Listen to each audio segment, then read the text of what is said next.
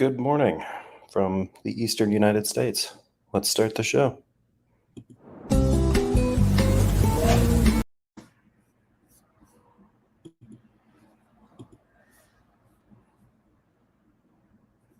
Let's try that again.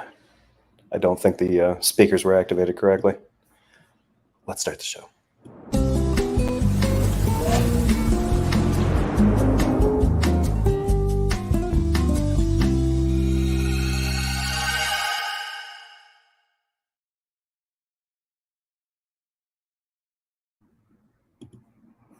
Welcome, folks, to another live video or review of some Dawkins shenanigans. I'm going to apologize in advance for some technical issues. The new laptop that I've been working with for the past few weeks, which I had running pretty smoothly up until the beginning of this week, it crashed in a massive way and deleted everything. Never seen a computer do that. And this is my first time owning a Mac, so I have no idea what went wrong with it. And neither did the people at the quote unquote Genius Bar. They had no idea. I don't know why I put those in quotes, but you know what I mean. So I took it to them and it reset itself. It just needed a little TLC, and I guess it needed to return to the mothership in order to start working again. But it was disturbing. So fortunately, everything was backed up to the cloud, so I could move things over, but it deleted a bunch of browser settings and things like that. So if sound settings go nuts, or if you hear me screaming at technology in general, it's been one of those kinds of weeks. So yeah, between this laptop and then my work tech, also having a variety of weird cloud-based issues as well. I'm beginning to think that the future of computing is not in the cloud until they get them to sync up correctly. Anyway, ranting over. So I apologize for being out a little late, but technical issues and other issues aside, I was very busy. It was a very hectic, very weird week, and I'm a little out of it right now because I'm kind of fighting the side effects of the new Omicron booster. Just got that yesterday. Shot doesn't hurt. Side effects are a mother. I had the Pfizer dosage, and then I had the booster back in last November. Never really experienced major side effects from it. Just a little tired, a little ache in the shoulder.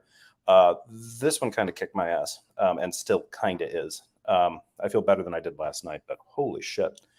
But yeah, no, I'm upgraded now. 5G now comes with Bluetooth. Woke myself up in the middle of the night because the room had this weird glow, and I panicked a little bit when I realized it was coming from me. But other than that, it should be fine. So yeah, if I lose track or just go silent and start staring off into space, which you guys won't see because I'm not on camera because I'm disgusting right now. Yeah, just yell at me in the live chat. So let me say hi to a few people here. JC Knott, let's see, Michael Deaton, Alex Batista, Errant Massa. You guys might be the only ones in the chat right now. Oh, AJ. About to pull some biscuits out of the oven. Sausage and gravy are ready to go. I always enjoy my Saturday morning breakfast with Spanish guy. Eat sausage and gravy while watching this? That's badass, AJ. That's very... I envy you. That's not the breakfast I had. I had almonds, olives, and some Greek yogurt. So it just made me hungrier. Chad, good to see you. Soulless Ape, good to see you as well. Lucas Rodriguez, Mythic, nice to have you here. Doubting Thomas, always good to have you here. Stephen Hawley, some guy named Bob, Quasar, Barry Klatskin, Deanie Ride, Michael Fredgren. God equals the square root of -1, excuse me. Clout. The 5G is just a short adjustment, Jefferson. You'll get used to it. Yeah, I think I had the 5G with the third booster, but with this Omicron booster, you know, this one's, it's uncharted territory. I feel like a pioneer. And I was surprised. There were quite a few people that were there. I went and got it at a local pharmacy that had a stock of them, had gotten like the Moderna ones in pretty much right after the announcement went out that they were approved.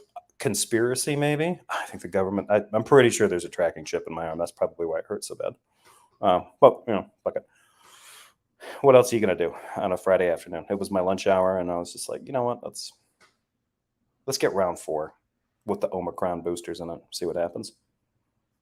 Hello. Is it Q Zoper? And I never know how to pronounce that. Ringbinder. Darth brought his own shovel to this matchup and dug his grave deeper. Yeah, he kind of did. So to put this one in context, I think most of the people that are following me and most of the people here live probably know this, but anyone that watches this later, I'm a little bit late following this because this video actually I think is at least a week old. So Darth got into a fresh fight with a few people, namely this guy, James is Tired. And James is Tired is a fellow Christian. These guys talk or occasionally cross paths on Clubhouse, a social media network. And James is attempting or has attempted in the past to kind of confront Darth about racially insensitive things he said in the past. And as these have come up, Darth, when he gets confronted by this, there's no real easy way to say this, or he just loses his crap. He just absolutely loses it. He usually accuses anyone that talks like this of committing slander or libel, which is interesting, given that he's an avatar and no one really, I can't confirm his idea. I don't think most people can, and most people wouldn't. But this doesn't stop him from taking this, at least sounding like he takes this very, very personally. Like this really seems to bug him. And so,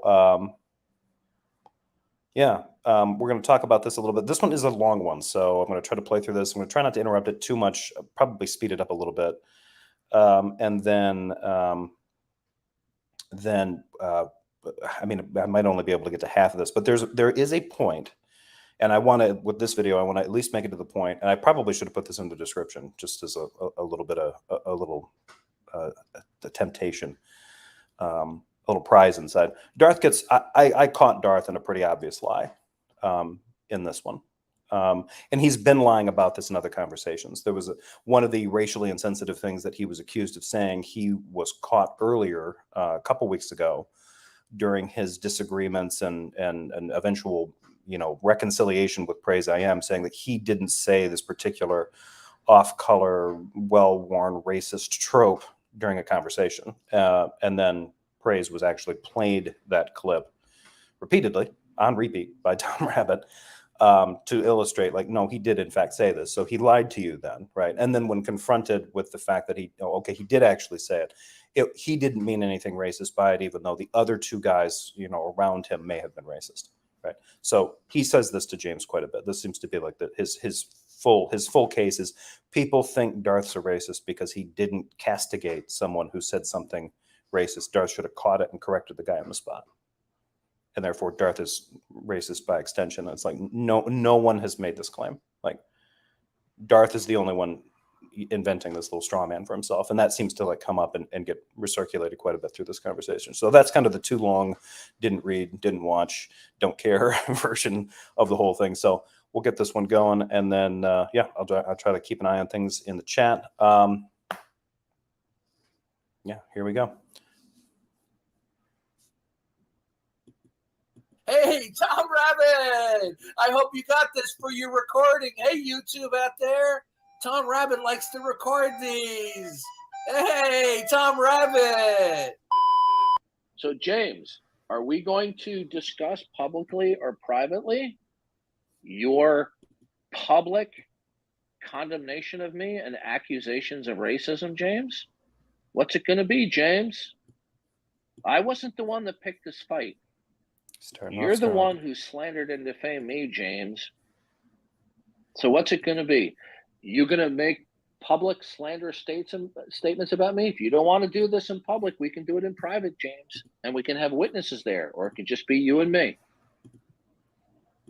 That bit about doing things in public and private gets really, really obnoxious, right? So like Darth is pretty much laying it out. Like, if you want to do this in public or private, I'm not exactly sure why he does this, but I from what I understand, they'd already been exchanging some talks about this. And I think James had already reached out to Darth, according to James, and said something like, hey, look, we can talk about this, but, we probably shouldn't do it publicly, right? We should probably talk about this somewhere privately, right? That doesn't stop Darth. And anytime Darth would see James, and I know Darth would do this, so this doesn't surprise me. Darth would see James is tired, show up in the audience or something like that, immediately start to flag this thing, right? Like, clearly, and they kind of go back and forth on who wanted it to be private more than the other, or whether they didn't want that or not. It's pretty obvious that Darth wants to make this as big an issue as possible. Like, he wants to light this thing on fire so it can be seen from space, right? and then throws that out. Like, well, if you want to do it publicly or privately, we can. The weird thing about that is that if you were to do that privately, I think only with the exception of somebody like Praise I Am, who, you know, you have a private conversation, allegedly, right? You have that conversation and you completely buckle under Darth's demands, right? You just completely concede, sure, you're right, water under the bridge, let's never talk about this again, kind of thing. Then Darth will leave it alone until you screw up next time, until you cross paths with him again, right? Once you end up in his crosshairs again, he'll bring that thing back up. But I think he does at least allow it to just sort of like fade into the background if they quote unquote reach an accord at some point. And really, I think reaching an accord is just you just have to kowtow to whatever Darth wants. I think, and this is just me. This is a little bit of speculation. If James is tired, shows up, or if he comments on this later on, I have a feeling that if you were to have one of these private conversations with him, and they became as contentious as this one becomes that we're about to watch, then despite the fact that it was public, Darth would then talk about it in these open public rooms, right? And these are, for the most part, completely public when he does these. I mean, he's got his clubhouse rooms, like I think it's Worldviews in Conflict or whatever is his room. As far as I know, most of those rooms, when they do them, are open to the public. I mean, it's a club on Clubhouse, so there's members that get priority. But as far as I know, they're open unless Darth has banned them, or unless some of the other users have banned them, banned particular people. Those people won't get notifications, and if that particular individual that has blocked you is in the room, you can't go in, and you can't even watch it on replay. So I don't think that Darth would even honor the distinction of privacy after following that conversation if it went this badly. I think he would still try to inflame it as often as he could next time he saw the person. Okay. So what are we going to have? Radio silence and be a little girly man when you have publicly made accusations about me? Are you going to give an account of your public accusations to me? No, I don't think so. Good, you're back up here. So I'm going to create a room. Yeah, go ahead. Join me in the room. We'll do it public because you keep wanting to pound the drum, and I'll list off. Oh no! I made the offer to you. I made the offer. We can do this public or private, but you were the one who wanted to make the slanderous remarks public. You were the one who did this in a very public manner. So I'll create. No, I didn't insist that. I did not insist that. I said we can do it either way, didn't I? Did I not send that to you in writing? The room will be up in just a minute. I asked you a question, sir. Did I not send you in writing to say we can do it? Oh, do you see how he runs? Now, notice he wants to do it in another room that he sets up now. Can you blame him, Darth? I mean, I love that he doesn't give anybody, he only gives himself the benefit of the doubt when it comes to understanding the track record of other users, right? But when other people are like, you have a well-known pattern of muting and blocking and kicking people and cutting off conversations when you have full control of the conversation. And he gets more. Well, we'll get into that in a little bit. I'll play this. Godless Girl. Yeah, I'll send you the link. I'll DM you a link on the Discord. I don't usually have guests on for one that's going to be this long, but if you want to come in for a quick minute and give your 2 cents, yeah, I will do that. Let me send you a link. Keep an eye out for that. I'm so tired of these ass-kissing so-called Christian apologists who make slanderous statements, right? And then they run away from defending it. So let's see if he's a man of his word. Weird. This ought to be interesting, right? And that's the reason why I named this or used that particular pick and that kind of title. When Darth channels Joker, especially the Dark Knight Heath Ledger version of the Joker, and quotes that particular movie, he just reminds me of skeezy Roger Stone kind of channeling that whole, Agent of Chaos energy. I think this is the full extent of edginess that these guys can muster. Like, I kind of understood it a little bit better with Roger Stone because I think Roger Stone was just a nitwit. I mean, he was proud of the fact that he was proud of identifying as a dirty trickster in any, and it did catch up to him legally. Darth just kind of is even more of a poser about it. So, any predictions, gentlemen? Is my mic still working? Still waiting. How hard is it to set up a room? By the way, we have a room set up, but he left it. Okay, weekend wave. No, let's see. Well, somebody's inviting me. Let's go here. A few moments later. So we're going to wait just a few more minutes, ping people into the room, and then I will bring Darth up. It'll only be me and Darth on stage, and we're going to have this conversation live, public, replays on, and then be done with it. All right, Darth, go ahead and raise your hand, and I will bring you up. No one else will be coming on the stage, just me and Darth. First of all, I take issue with your title. I didn't demand that this be public. I said, which would you prefer? So why are you creating a false title?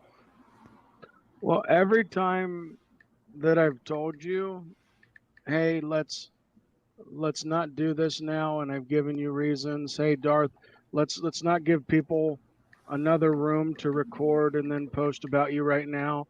Hey, I've got things going on. Every time I'm in a room, you come up or you give a back channel message to me demanding that we do this. So we're going to do this now. I'll read off. You some didn't address my you give me your question. thought. You didn't address my question. You just completely ignored my question. Do you recall what the question was? My wife is talking to me. Give me one. So I am back, but I may have to mute up. I wrote down 1, 2, 3, 4, 5, 6, 8 different points that you could Excuse address. me, did I ask you a question when I came into the room? Yeah, you were asking about whether or not to do this public or non-public, and you kept pushing me to do either. What does the or. title of the room say? Yeah, Darth Dawkins keeps wanting it public. Okay, let me read out loud so everybody can hear the message that I sent to you. Okay? Yeah, you do know there's a limited number of space. Hold on a second. After I sent you a message, I said, what is your clear evidence for publicly accusing me of being racist? I said, we can do this publicly or privately. Which would you like to do? Okay? Now, is that an insistence? And I'm not done with the quote. But what I just read right there, is that an insistence to do it publicly rather than privately? Yeah. So this gets stupid, right? Darth just keeps doing this. Like, Darth is kind of making this weird argument, like because he didn't formally request it to be public or private, then therefore there's no there. James is just doing this weird thing. It seems to completely escape Darth that the fact that Darth will bring the issue up every time he sees James' avatar in the audience or hears his name mentioned or any of this kind of stuff. Let's hash it out. Let's talk about it right now. He's the gloves are down, pistols out. He's ready to go. Right. So James, I think, accurately named this. Darth keeps wanting it public. He does. He's demonstrating that with his actions and his words. Like every time he has an opportunity to bring this up, when this is jogged in his memory, at least it's prompted, he goes for it. He doesn't care if people are watching or listening. So James is like, okay, fine. He opened a room and they're having that discussion. But Darth is going to keep just freaking out over this over and over and over. No, my comment and the reason why it says Darth keeps wanting it. Okay, let me continue reading the quote. Darth, you answered my question. Darth, I'm just going to kick you to the audience if you're not going to let me. Yeah, you can kick me. If you kick me to the audience, we'll be over. I wanted to finish the quotation. Darth, you need to look. I'll let you finish the quotation, but you have to mute your mic, and then I'll address you. Okay, now I'll pull the quotation back up again. Okay, I said, we can do this publicly or privately. Which would you like to do? You responded by saying, I have no desire to give these guys content about you. My comment in the chat, I told them some of these atheists deserve Darth Dawkins. I said, okay, good. then let's talk about it privately. Did I not then insist in response to your desire not to do this publicly? I said, then let's do this privately. I never insisted in isolation or demand that we do it publicly. I said, we can do it either way. It's whatever you want to do. And then I said, okay, let's do this privately. But the title of the room is insisting that I am exclusively. That's because to anyone else that was within earshot on social media, you kept fanning the flames of this little controversy. Dictating that it's public, which the title Let me know is when false. you're done. Let me know when you're done. The title is false. I'm done.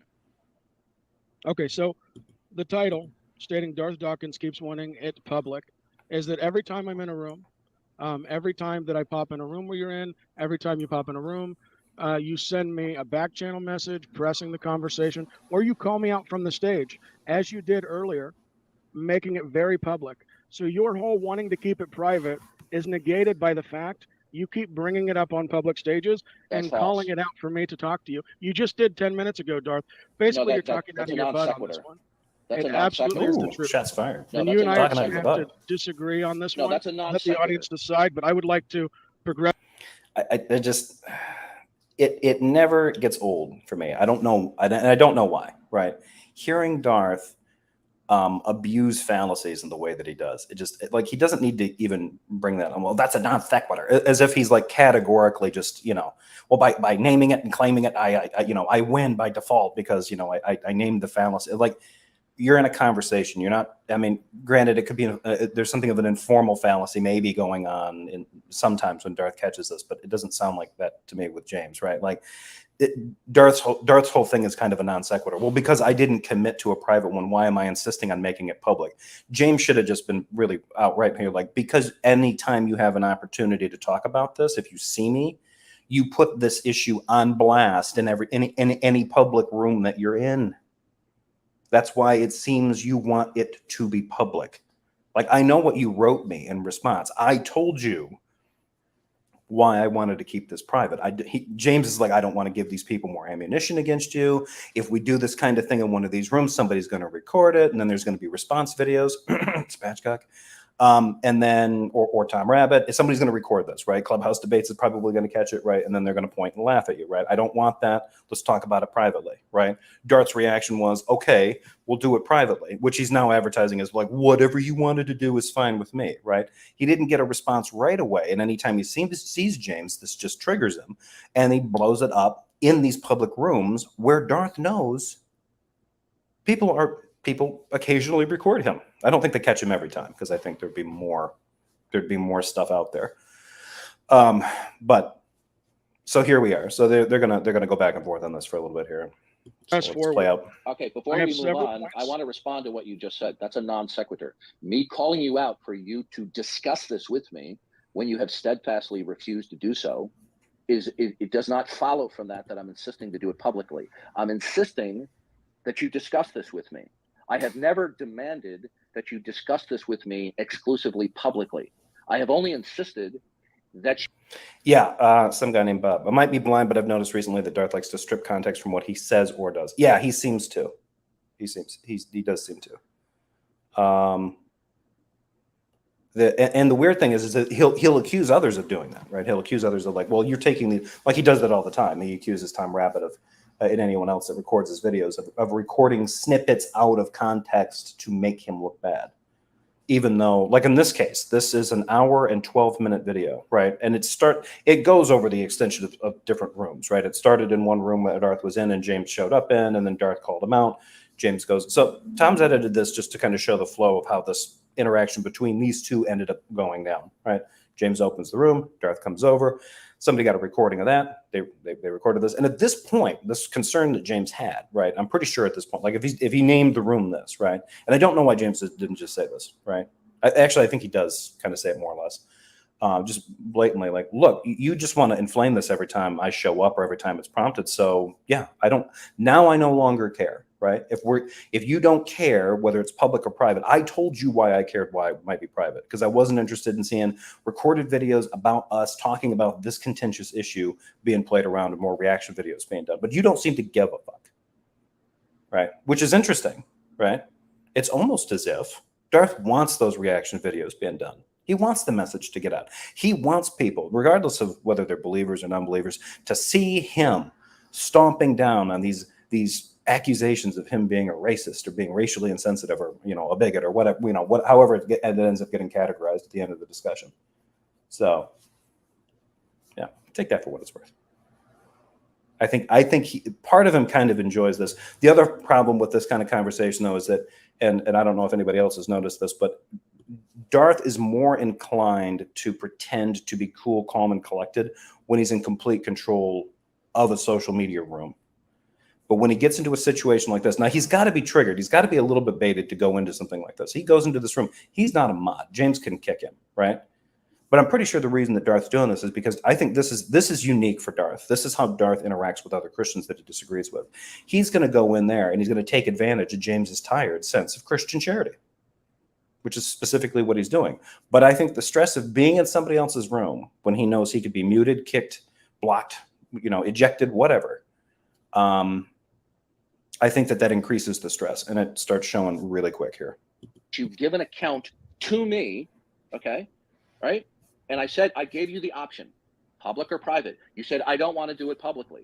So what you just said about me calling you out publicly, that calling you out, there's no reference there that I demand that we do it publicly. When I back channeled you, DM'd you, said, we'll do this privately. So the title of the room is a non sequitur. It is a lie. I'm going to make one more statement on that, and then we're just going to have to agree to disagree, and we'll move on.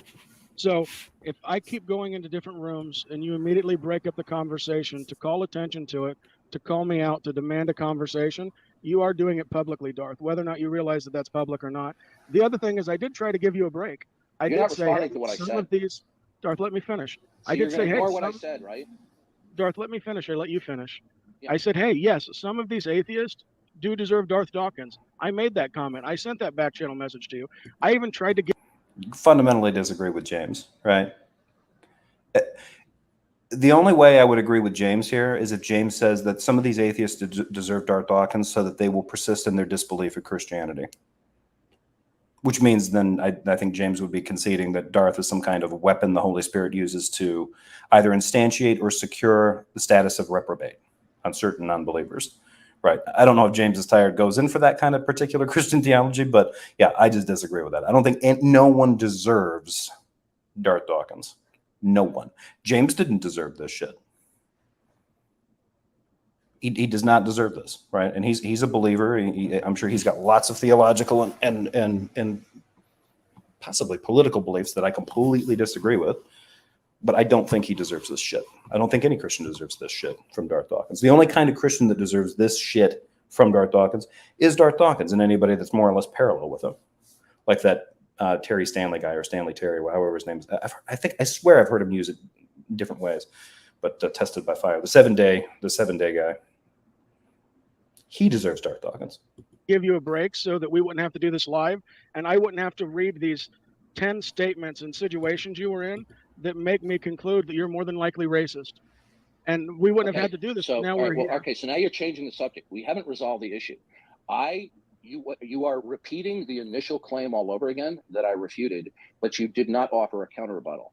My rebuttal to you is that's a non sequitur. It doesn't follow because when you appeared publicly and I said, let's talk about this now, and after I had messaged you and I agreed that we will do it privately. So your room title is a lie. It's a non sequitur. You haven't offered a counter rebuttal. All you did was repeat the same initial claim. All right, I'll let you have the final word on that. I wouldn't have let him do that. I mean, it's James and it's his room, whatever. But I would have been like, no, you were acting as if you told me that you were cool either way. But anytime this issue came up, you would flare it up in any public room you were in. So it's pretty clear to me that you wanted it public more than you wanted it private.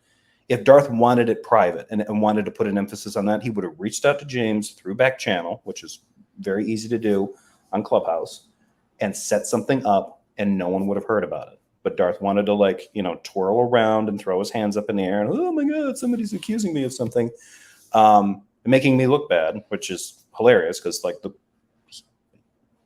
I can't make Darth Dawkins look bad. All I have to do is just show him Darth Dawkins looks bad, right? It's just a fact of life. Can let the audience decide. So would you like to start going through the list now? Sure. Support your claim that I am undoubtedly a racist. Now that's interesting, right? Support your claim that I am undoubtedly a racist. Why does it have to be undoubtedly? It has to be 100% certain that you are a racist, right? The accusation that others have made here, right? And I think this is important, especially with like, I mean, and I'm channeling some stuff from my past, from my previous time as, in the Christian community. The issue here is the appearance of impropriety and the appearance of maliciousness, right? And racially insensitive comments made by Christians, right? That can cause harm, cause offense, cause misunderstanding, cause people to stumble, as Christians like to say it. Those are things that should be avoided, right? You should be charitable, you should be kind, you should be careful in your speech, slow to anger, these kinds of things, so that you don't cause people to stumble, that you minimize misunderstandings, right? And that is something that Christians are called upon to be aware of, right? To be conscientious of. And Darth doesn't seem to think that that applies to him, right? The Matthew chapter 18, where it talks about correcting other people in their ways, doesn't occur to, and I've talked about that at length in the video I did about praise. The idea that if you don't take this correction after repeated attempts by multiple brothers or sisters in Christ to either address the issue, change your ways, adjust your ways, whatever, then their responsibility is then treat you like no differently than a pagan or a tax collector. Now, if you're, depending on the kind of Christian you are, these instructions are supposedly from Jesus, recorded in the Gospel of Matthew. So I don't know how much more authoritative you can get than that. But here's Darth, like, nope, I don't have to do that. I'll be damned if anybody tells me that I'm wrong about anything. You can go fuck yourself if you think that I'm wrong or I'm in the wrong, right? Like that. This is not a Christian attitude. This just isn't. There's nothing about this. Like one of the fruits of the Holy Spirit is humility. Now, you might try to say as a Christian, like, well, that's one of those fruits that hasn't really grown off my tree yet. Maybe the Holy Spirit hasn't watered that branch. Whatever. Sorry for the weird metaphor, but that seems to be the thing, right? Like, oh, I'm not perfect. I get angry. I'm not humble. Okay, but that doesn't mean you shouldn't recognize it, right? And then when called out on saying offensive shit while in a fit of anger, maybe you ought to reflect on that and take steps to try to avoid that, right? But he's not. All of his effort is directed at you said something about me that is negative. I'm going to get you. Right. And then this guy wants to tell everybody that, how dare you accuse me of being a narcissist? Well, stop behaving like a narcissist, right? Although somebody who's a narcissist really has trouble stopping unless they're really going to take the time to reflect on their actions. What did you mean while watching the Oscars that the Oscars were too blackified? Oh God, this is no. I didn't. What I said is that the people who were running the Oscars, okay, which were black producers, were attempting to put in a disproportion of blacks within the ceremonies that was not a statistical representation of the blacks that are in the movie and entertainment industry or the academy, that is. Okay, because we're gonna go through all 9 points. Does that qualification make me a racist? We're gonna go through all the points and then we can discuss them. Yeah, it does. It does make you a racist, Darth. Here's why. I don't think that Darth. See, I'm pretty sure as this particular point goes on, right? Darth wants to paint this picture. By the way, hello, Carly. That's great to see you. Glad you could join. When you say why use debate terms, yeah, if you're wondering like why would Darth use something like calling people out for red, it doesn't usually. It'll just say it's a non sequitur all the time. He does it because I think Darth is a victim of the fallacy. If you can call, although I think I'm probably getting that wrong. So is that the fallacy? I think that if he can attempt to identify something that somebody did wrong as a fallacy, then it's definitionally or categorically incorrect, and then he's got them in check, right? There's nothing they can do to talk their way out of it, even though it could just be the situation that he's misconstruing what they're saying, which he did in this case, right? Like he was trying to strip anything out of context, as Bob mentioned earlier. And then trying to say that's how James is trying to present this approach is not honest. But anyway, getting back to this issue with the Oscars, it seems to me that Darth is trying to present this idea that Darth's tuning in to watch the Oscars one year, and Darth notices that like a majority, maybe you're right, or maybe 50-50 of the presenters are people of color, right? And so then he has these reactions to this, right? This is another issue that's been stripped of context, right? So then he now understands, based on the way the Oscars looks this particular year, that the producers have gone out of their way to emphasize presenters and entertainers and people that are who are people of color, right? Have them come up, right? And he's noticed this, and he sees this as some kind of like reverse racism kind of thing, right? Like there's something in Darth's mind, racist going on, right? What Darth doesn't want to tell you is that during the I think this happened during the last Oscars from last year. There were lots of stories that came out in right-wing circles, right? When they talked about the producers of the Oscars and the Academy, talking about ways to deal with what's been building up for years now, decades now, an image problem that they have, where it's not about whether or not they're representing people of color enough. It was whether or not they were representing people of color at all. That was a huge problem, right? I don't know statistically how this breaks down in terms of like, I mean, I know the census data in terms of like the population of white people versus Latinos versus the Black community versus Asian Americans, the percentages for the population. But in terms of the population, the percentages of those particular groups of people as they're represented in arts and entertainment, specifically for the Academy, for movies, you could be dealing with an enormous amount, right? Like it's not going to be like I think there's what, 71% of the country or 68% I think of the country is now, actually no, I think it almost dropped below a majority. But anyway, it's still a majority white country, right? And that percentage, those proportions in the entertainment community are off. They're not exactly one-to-one. Darth seems to be making this argument like, well, here's the problem, right? What the Academy is trying to do is represent this thing like, and I'm just seeing way too many people of color, and that doesn't reflect the actual demographics, right? Like, I don't know if Darth lives in a predominantly white suburb, right, or something, right? Well, that doesn't represent the world that I live in, or it doesn't represent the census demographics. Therefore, they are, in his words, I'm going to say this out loud, big quotes, blackifying it. Now, it's interesting that they do that because the emphasis and the right wing, this is why I know he's being influenced by right wing stories. The right wing stories that came out about the Oscars making this effort put the emphasis on representing people of color, but they didn't say people of color. They specifically went after Black actors, Black producers, Black entertainers, even though the emphasis coming out of the Oscars was to represent all people of color. It was to increase an emphasis on making sure that they were providing equal opportunities within their structure or whatever for all this kind of stuff. Now, whether this is cringe or not, or whatever, for anybody that's listening, I don't care about the Oscars. The Oscars haven't been relevant in decades, as far as I'm concerned. But for some reason, Darth still thinks they are, right? But this little tempest in a teapot was started over in right-wing circles, and I know Darth is getting exposed to his news from those sources. I can tell when he gets into political discussions, but he would have you believe that he was just sitting there watching that and saying, well, they're misrepresenting this. Like, where'd all the white folk go? Right.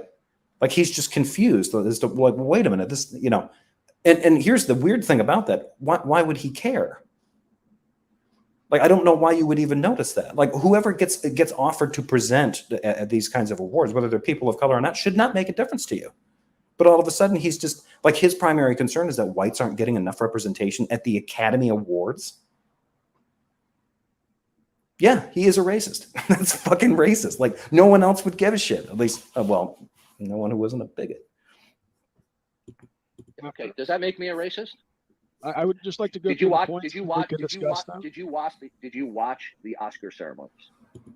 I'm just saying, I would like to go through all the points. Did you watch the Oscar ceremonies? I did watch the Oscar ceremonies. Did you?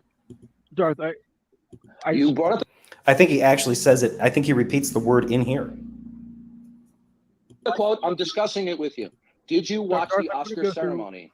Yeah. If you listen, dude, I am going to leave. You're bringing up something. I'm discussing it with you. If you leave, then I'm just my comment. Hey, James, if you're going to be a horse's ass, then I'm going to leave. Okay. That comment was based upon my watching the Oscar ceremonies. Did you watch the Oscar ceremonies? What I'm saying is, what I want to do, Darth, is I want to just I read asked the you a quote question. I and watched the get your Oscar thought on these ceremonies. situations. Listen to me. We're not going to keep on doing where you are ignoring my fair questions to you. Maybe Darth is pissed off because he watched the Oscars when nobody else did. I mean, who the fuck sits through the entire Oscar ceremony? Why would you care? No one cares. This is one of the things that, like, the reason that people have tuned out to this kind of stuff is because, I mean, one of the issues has been lack of representation for people of color. I mean, the Oscars were notorious for like whitewashing most of Hollywood, right? And on top of that, I mean, and like I said, this goes back a long time. It's not just how they deal with people in the Black community. It's also how they've dealt with Latinx communities, First Nations. Those have been problematic as hell. Asian communities have also had trouble with this. So this isn't something that's just unique to, and he's trying to make this weird color thing, right? The bizarre thing to me, and he did use the word blackify at some point, right? And that was his accusation about the whole thing. He just thinks that this is just some woke, politically correct move for the Oscars to somehow just sort of like, I think in his words, virtue signal to the woke libs out there, right? The Oscars have been desperate to try to get eyes back on them for years now, right? Younger generations are not tuning into it. No one really takes the Academy's choices in terms of like what they consider the best movie of the year all that seriously. You even look at the last 20 to 30 years of awards that have been given out, especially the last 15 to 20. The majority of people who, especially actresses, I think this is weird, actresses that end up getting, unless they're like stately British dames who can just chalk up an Academy Award, they still get work. But if you're kind of a younger, I think if you're a younger actress and you get an Academy Award, Best Supporting Actress or Best Actress, it seems to kind of almost cripple your career a little bit. The way that Hollywood handles that, it's sort of like at that point, I mean, you were walking a tightrope as an actress in Hollywood before. Now you're walking along a knife's edge.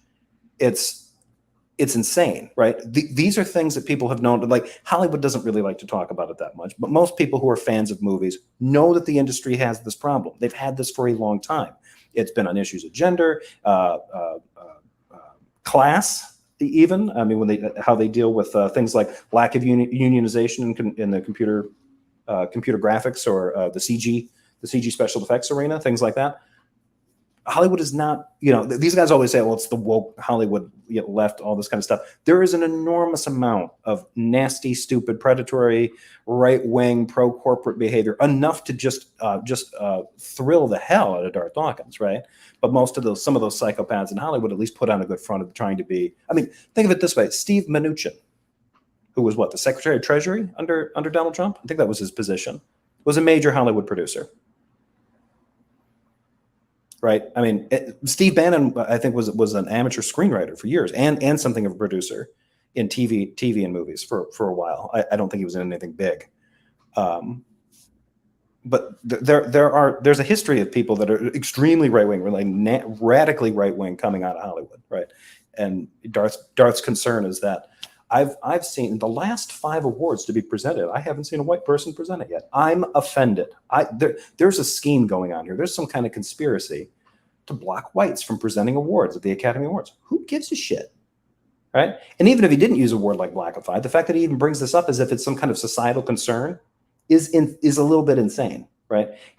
Most people looked at it as a desperate attempt for the Academy Awards to belatedly catch up to all the ways they've been out of touch with audiences for decades. Darth looks at it as this reverse racism conspiracy theories probably set up by Clinton. Comment that I made was a characterization based upon watching the Oscar ceremonies. Now, did you watch the Oscar ceremonies? No, I did not watch the Oscar ceremonies. Now, since you didn't watch the Oscar ceremonies, you are missing an important piece of information that would support my contention that the black. Thanks for that statistic, man. That's why I was wondering if it had. I wasn't sure if it had dipped below, what number it had dipped below. But I remember the demographics people were kind of like, yeah, this is actually starting to the number of white people, or at least identifying as white, and I think that 61% is white, non-Hispanic, right? They're not identifying as white and Hispanic. Was the lowest it's been. So. And that's that's going to happen, right? I mean, country's a melting pot. There's a lot of intermixing going on. It is what it is. Shouldn't matter. If you, like Darth, if you've made claims of, well, I don't care about skin color at all, then what difference does it make?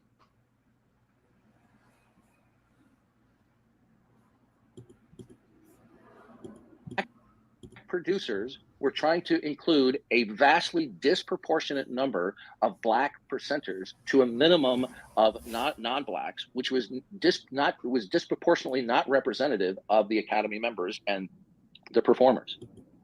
Okay, so now he's actually saying it's not representative of the performers. It doesn't matter. It does not matter, right? Hogtie writes, the conservative rags told their readers to be upset about the blacks on TV, so DD became obediently distressed by the Oscars. Exactly. And that was that at least those were the, you know, I don't know. I don't know if they raised as much of a fit about, they seem to make this about a population thing, which I always think is like a pure numbers thing. But so Darth seems to have two different takes on this, right? Or at least his concern now is like, well, that doesn't represent the number, the actual numbers of people within the Academy. Well, first of all, that doesn't matter in terms of presenters, as far as I know, right? They can call up any presenters they want. Secondly, like the stat that Maya had put out there, it was like 61% of the population is white. Now, I don't know what that breakdown is in the Academy, right? If the Academy's demographics exactly mirror the demographics of the United States, right? The other problem with this is that, and people can talk about the optics of this kind of thing, is that if they just decide to, like, if the Oscars does this and it makes these kind of transparent moves, like, yeah, we're going to include more people, more presenters who are people of color, entertainers who are people of color in the show, they have every ability to do that, right? It's a private organization. They can do whatever they can pick any presenters that they want. And there are lots of entertainers who who do not get normally represented by the Oscars,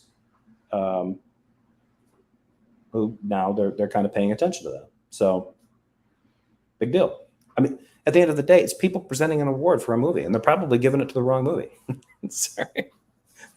But at the end of the day, who cares? It's the night when Hollywood pats itself on the back, right?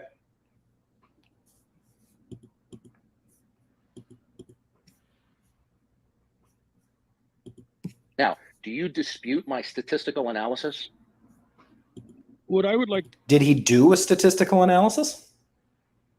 That's what I'd like to see. Is that the case, right? Like, because then the one thing that he'd have to actually show, if he was going to do an accurate statistical analysis, would be to show, okay, the percentage of Academy members let's break down the percentage of Academy members by racial identification, right? And then let's factor in those percentages, right?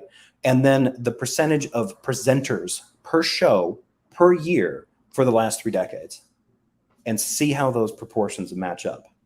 Did Darth do that kind of statistical analysis? I doubt it. To do is to go through these 9 points that I I've asked made you a to question. conclude. Listen to me. If you ignore another fair question I have about a point that you brought up, I will leave.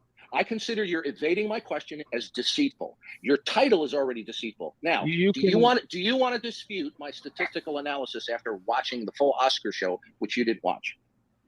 So, Darth, right now, I don't want to dispute any of your points. I just want to read off the points that have made me conclude that you are racist. Go to your next point. Go to your next point. Okay, you join. So I love this. He just go to your next point because this one's not going to work. Darth is the sort of guy that's probably offended by Blazing Saddles, not because there's a bunch of racist stuff in it, but because the racists are the butt of too many of the jokes. Yeah, if he even gets that context, right? Yeah, who knows? Hey, J.O., how's it going? Darth is slowly burying himself. I mean, he's becoming more, I mean, he was always irrelevant, I think. I mean, at least maybe not like 6-7 years ago when some aspects of his presuppositional apologetic were novel to people. But yeah, I mean, he's become irrelevant. But now that he's gotten kind of carried away in some of these personality conflicts and this kind of metadrama, he's just sinking himself. Joined in on a joke about rioters with work boots, Father's Day cards, and them leaving the suntan lotion.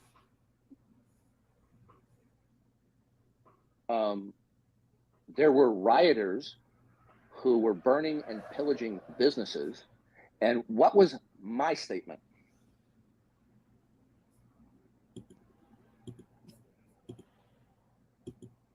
Hey, Second Big Man. Hope this is still going in an hour. Yeah, I'll probably still be going in an hour. You going to work? Your shop is going to be closing in a year. Well, that's kind of sad. I hope you find something to replace what you've been doing. I believe you added one of the particular points. I think you added work boots, but correct me if I'm wrong. And then the other person added suntan lotion, and you didn't correct that. Okay. Was I obligated to come in and correct them? So that's a racist implication because somebody said something stupid in the flow of a conversation? Does that mean that I agreed with them on that I didn't think it was inappropriate? So you are indicting me for a stupid statement that somebody else made? Am I correct on that? I believe in joining in with the joke and Yeah. Well, I'm going to play the rest adding of that. to it. Okay. And Are not you correcting in? if Okay. it goes too far? Yes. Okay. So you're indicting me for a brief, stupid, quip that was inappropriate from my perspective, but because I didn't immediately condemn them for that remark, I'm somehow guilty of some aspect of racism? No, the fact that you didn't actually call them out is evidence that you guys were all engaging in racist tropes. I don't understand why. Like, oh, because I didn't call out the sunscreen comment guy, then I'm guilty by association. No. If I was going to do that, isn't the sunscreen guy? The sunscreen guy's riffing off you, right? You guys are all riffing off each other. They didn't take the Father's Day cards. They didn't take the work boots. They didn't take the sunscreen. How does that look, Darth? Like, and here's the thing. Like, if Darth didn't realize that the sunscreen comment were like all of a sudden, like, oh no, I was talking about the fact that they're not employable. And then this guy went and made it about skin tone or skin. He starts mentioning the sunscreen. I was like, whoa, dude. Like, okay, if it was on, if this is where context matters, right? And Darth just wants to be forgiven automatically. Well, just because I didn't catch that, I'm to blame. No, it's evidence that you knew exactly what was going on. Right. This is a weird, desperate attempt. Like, and I don't understand it. Right. Like, at the end of the day, like, Darth has a fake name and is using Taylor Hicks's image as his avatar. Right. If anyone should be upset about this, it's Taylor Hicks. Right. Because there is a guy running around in these dark corners of social media using Taylor Hicks and a microphone as his avatar and spouting some of this shit. Like, it was one thing when it was a cartoon caricature of Darth Dawkins. Right. Or it was the Duncan Atheism logo or something like that. But this one's, this is bad, right? Not that he can't use that avatar pic, right? But I mean, come on, man. Like, he's triggered here because he thinks that these people are slandering him. Like, you're making these accusations that I've said that I am a racist. I've said racially insensitive. Like, I don't have a problem with the accusation that he's a racist, right? Because he's said enough things and done enough things like this in the past. I think that he is. I think his politics are racist. I think it even informs quite a bit of his religious leanings. Like, I don't see how this is controversial at all. I know some people will back away or try to make a distinction. I think you're a bigot or a racist. I think I've actually said the same thing too. Maybe he doesn't rise to the level of a full-blown racist in certain things because racist is about power parity and these kinds of things. But like, Darth seems to be like channeling this thing where, like, well, people will just come out and call you a racist just to shut you up and just to shut you down. Like, okay, that hasn't been an issue for right-wingers for a long time. A lot of them have just been embracing it. And as far as the ones that are getting triggered by the allegations of being a bigot, they just wrap themselves in pride, knowing that, well, discrimination is nothing bad. And sure, maybe I am intolerant of certain types of people or certain attitudes or certain ideas or certain actions or whatever. That just makes me discriminating. That makes me a thinking person, not a bigot. They'll use this kind of stuff instead, right? The problem with Darth here is that you hear him go off on these kinds of complaints and you don't hear him doing anything substantive about it, right? Like, when he made the comment about the work boots thing, he's in a conversation with people deliberately conflating protesters with rioters, right? And he has no problem with that, right? Which, if you're motivated to think that that's the kind of thing, and here's the thing that he doesn't understand in context, right?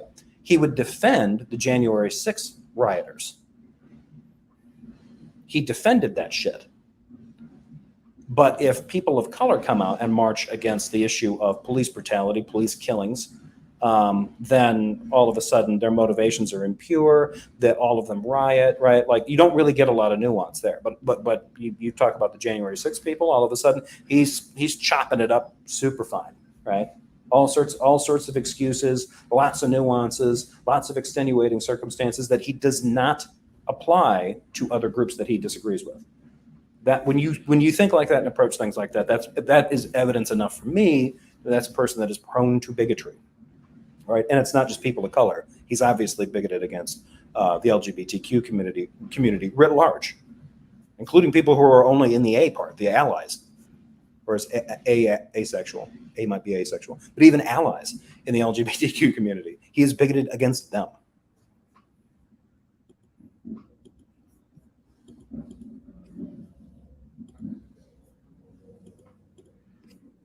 I believe it's a cumulative case, and all 9 points. No. You could take disparate pieces of evidence, none of which indicate it, and present a false narrative, which you're doing so far. So you're blaming me. Hey, Randolph, how you doing? So Darth is going to emphasize this again. He thinks that the allegation he's being accused of being guilty by association Because somebody made a very brief and stupid remark. Okay? So your next comment is?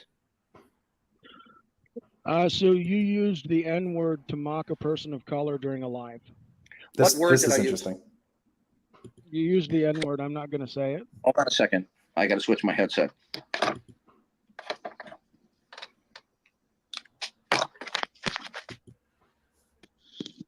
Okay, I'll tell you what was said. Did you listen to what had transpired, the context? Yeah, that's Hello? what I'm asking you. If there was any further context, what was the okay. situation Listen about? to me. Did you listen to the whole recording?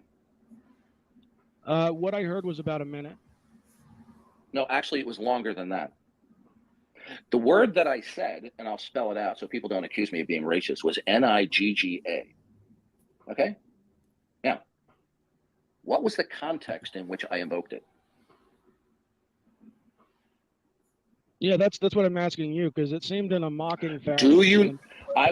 This moron kept on using that word over and over and over again. So this is a story. I remember hearing about this back when it happened a few years ago. So he was in, I think, a Discord channel with somebody, and the guy that he was talking with would drop the N-word all the time, right? Like instead of saying man, he would say that word, right? And then this goes on, right? And Darth, you can hear I think somebody had it recorded a while ago, but it's problematic. But then I've heard clips of it from other people. It gets to a point where he uses it on the kid, right? Now, what he's going to try to say is his defense here. He used it in a mocking and contemptuous way to point out the fact that this guy was using it an absurd number of times, right? That's not clear in the context of when he uses it, because I heard it. It's been a long time since I heard it, but that is not clear. And he wants to like, don't you think, like, isn't it obvious that I'm using it with some contempt and disdain in my voice? Yeah. When older white guys drop the N-word, it's usually with quite a bit of contempt and disdain in their voice, Darth. That's part of the fucking problem, right? He's like, I wasn't using it because I wanted to target the word at him. I was using it to make fun of and make kind of a snarky example of how often he'd been using the word. Like, okay, so a guy that you find obnoxious is dropping this word far too many times, and then you decide that the best way to like point this out is to use it on him. That's the best way to get him to stop. Like, or was it the fact that you just, for whatever reason, he didn't like the tone of this guy's voice or the way he presented himself verbally, and he decides he's gonna jump in and just, he's gonna splash the pool, cannonball the pool or something. This will scare the libs, right? He was in a bunch of cope rooms afterward in Discord and other things, talking about people's reaction to that, laughing up his sleeves about how they're all just, they're all triggered by it, whatever, right? There's no big deal. But now he's in here trying to justify it, like he wasn't racist when he's like, that wasn't a racist thing to say or do. Like, even the way he's describing his motivations are fucking racist. Like, isn't it obvious that I had contempt in my voice, that I was using this to be derisive to this man? Yeah, it was. Yeah, I was being contemptuous and derisive of a man who uses the N-word. So you use that word back on him? That was the best technique that was the best counter technique that you could use. Cool. Hogtie, regarding the cumulative case, of course it's a cumulative case. No one should ever assess someone to be racist based on only one sentence. The long, consistent history of racist comments is damning. Yeah, and people that have been around long enough have heard him say these kinds of off-color things a lot. And it doesn't have to be. This is the thing. Darth is like, okay, there's that one time, but I didn't use it in a like, if he isn't caught on camera behaving like a KKK member presented in a film, right? Like, if it's not exactly comparable to that, then he doesn't rise to the level of being a racist or a bigot. That seems to be Darth's standard. Has anyone asked Gary to name a person he believes is a racist? Yeah, I believe people asked him if Gary thinks Trump's a racist. And I'm pretty sure his answer was nope. Not only for others, but in reference to himself and his friends. He was using it ubiquitously and in a completely moronic fashion. When somebody referred to him and I used that word, was I mocking him for using that derogatory term? Was I mocking him and ridiculing him for using that inappropriate term?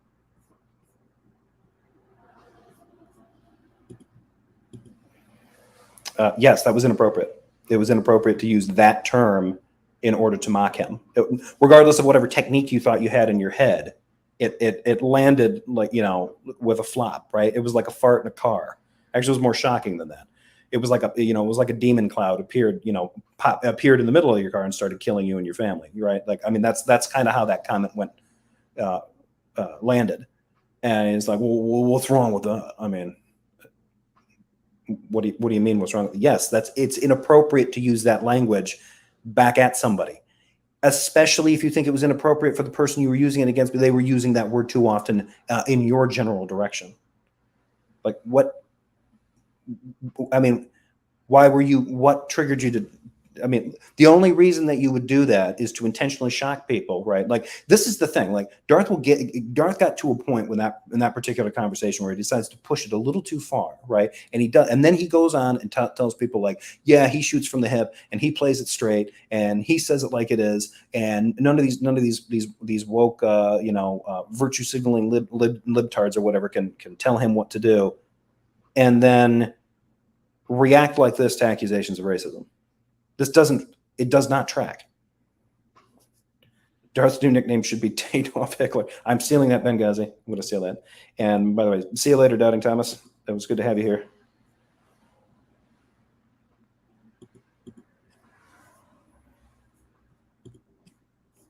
I'm waiting for an answer, James. Yeah, I would have to go back, and if you have the full video. Did you listen to the full video? No, I listened to the minute Yeah, clip. so you listened to a soundbite. Yes, of you mocking If you go back to the full who video, was a person of color. Well, I don't know what color he was. Do you? Okay, here's going to be this defense is going to come up quite a bit. So most of DD's replies are, does it follow necessarily from X piece of shit action that I'm a racist? People are going to say, no, it's not necessary. It just makes it more likely, which is James's point. Right, exactly. And James is trying to say, look, you have a track record of saying these kinds of inappropriate things. So I think, this is sort of where there's smoke, and there frequently is, there could be a fire. And Darth is going to accuse this of being, no, that doesn't follow. Like, I don't know that anybody's laying out a complete, this trying to lay this out as a syllogism, right? They're just like, look, here you've been caught, you've been recorded saying things like this. So come on.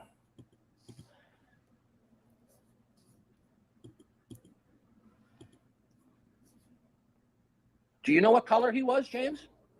Because I don't recall he identified his color. The video says that you mocked the person of color. You just admitted that he was a person of color who you were mocking for other reasons. Okay. You said he was a person of color. Yeah, I think James is right. I think Darth kind of, at the very least, tacitly admitted that he was. Was he? I'm going by what you and the. I don't know that this even fucking matters, right? Like, I mean, if that guy was using this, the same thing applies. Let's say that you got a guy on there who's dropping the N-word like that, right? And that user is white, right? Okay. Does that mean that you now have the excuse of using that word back at him? I don't think it rises to that, right? And this idea that Darth is like, well, it's pretty clear that the way I was doing that was mocking the fact that he was overusing and abusing that word. That's not how people took that. They took it as you childishly lashing out at somebody that was making you feel insecure because they kept using that word too much. The conversation. I'm not going to play this little game with you, James. I'm getting very frustrated with you, okay, with your evasiveness. Now, the context clearly indicates I was mocking him and ridiculing him for that inappropriate dialogue. So if I mock somebody by quoting their stupid statements back in reference to them, I'm somehow guilty of racism when I'm mocking somebody for using that terminology? So you didn't listen to the context. Were you aware or not aware that I was mocking him? I was aware Everyone was aware that you were mocking him. you were mocking him. Yes. Okay, so I was not using the term as a racial slur directed toward him because of what his skin color may have been. Yeah, well, if you're using that, why were you using that? Like this is great. Like the context here is like, well, I was mocking him because, and I used the word that he'd been using for the better part of that conversation. Okay, that's not going to be misunderstood at all. Right, Darth. Yeah, Darth's useless questions. Yeah, it amazes me that he still gets into this kind of like, I'm going to play the Socratic method, the aggressive Socratic method. I'm going to put you on the stand and grill you, or in the interrogation box. It was sarcasm and mocking him for using that term in a completely moronic and idiotic way in the way he was using it. So your next charge is?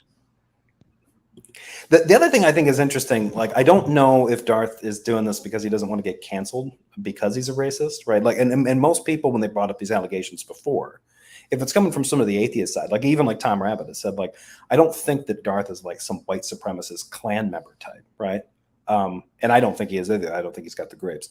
But I don't think he cares enough about it. But I think Darth, Tom Rabbit has said this before, I think he's got enough of that kind of internalized kind of baby boomer generation racism built in, that it just seeps out of him, right? And a lot of that's not going to get checked, given the circles that he and the types of ideologies that he gravitates towards. So yeah, I agree with that, but that doesn't make, that the interesting thing is, right, like for him, racism is only racism if it's wearing a white hood and burning a cross in someone's yard, right? That's racist, right? The fact that you engage in this kind of stuff, this kind of belittling of other people, this sort of the complete double standards that you achieve, where January 6th rioters are righteous patriots with legitimate grievance, but the rioters that any of the BLM protesters are automatically conflated with the opportunistic rioters that would commit crimes in the wake of their protests, right?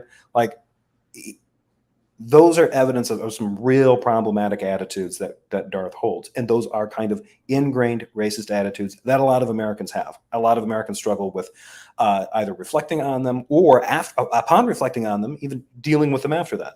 So, I mean, look at the way people have been reacting to the fact that critical race theory is being taught in schools. First of all, it's not. I mean, it's being taught in law schools.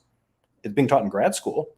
I'm sure it might come up nowadays, it's going to come up definitely in undergrad, but it's not something that is actually taught in elementary and middle school. But that doesn't stop these guys from like running with it. Like, oh, they're just trying to convince you that they're trying to make my kid feel bad because he's white. Like, that's not, first of all, that's not what critical race theory is about. Critical race theory is actually one of the issues that it's supposed to deal with.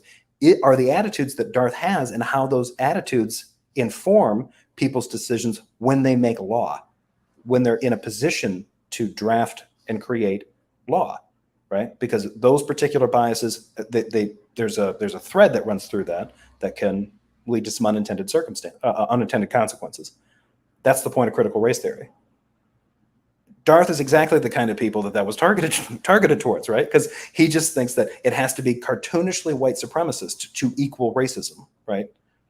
the subtle crap that happens that a lot of that happens in a lot of white communities, right, and in other communities that maybe couldn't be accused of racism because of power parity, but can definitely be accused of some kind of bigotry because they're stereotyping other communities of color or white communities. That kind of mentality is something that people should fight against, right? And Darth doesn't seem to appreciate that. He's too busy defending himself against these claims like, "How dare you call me a like." It'd be interesting, I think, if somebody just asked him, when somebody calls you a racist, what do you think rises to the level of racism? And I don't know if Darth's ever given an example of that, but my guess is it would be something like Kiefer Sutherland's character in the movie A Time to Kill, who's a Klansman, or even Kurtwood Smith. I think he plays the Grand Dragon. It is about the vice president. You referred to her as Kamala Harris. Yeah. Mm-hmm. What about her? I'm just asking you because that's been charged that. What does that have to do with your charge of racism? So the level of charge that's being mentioned is that you are doing that because she's a person of color and you're mocking her hair. No. I don't. This one I thought was kind of a stretch because I don't think that. I mean, I think he's motivated by some. Excuse me. I think he's motivated by some bigotry when he's like calling out Kamala Harris, but the camel toe Harris. When I heard about that was from a Tom Rabbit thing because he had just gotten done chastising people for using vulgar language, and then he gets into a conversation about politics and then uses that term to describe her. It's like, okay, that seems a bit hypocritical. Randolph writes, "I'm going to take a wild guess that Darth Dawkins is not a fan of John Rawls' veil of ignorance concept for lawmaking from his book, A Theory of Justice." I doubt it. By the way, hey Fro, how are you doing? Oh, not at all. So then maybe you could explain the context. I don't even recall, nor do I believe that I was making fun of her hair. Okay. Yeah, he wasn't. He was just riffing on her name. I mean, Darth's right here. I don't think this is a good example of it. Now at the same time, like, is he being motivated to go after Kamala Harris a little extra because she's a person of color? Maybe.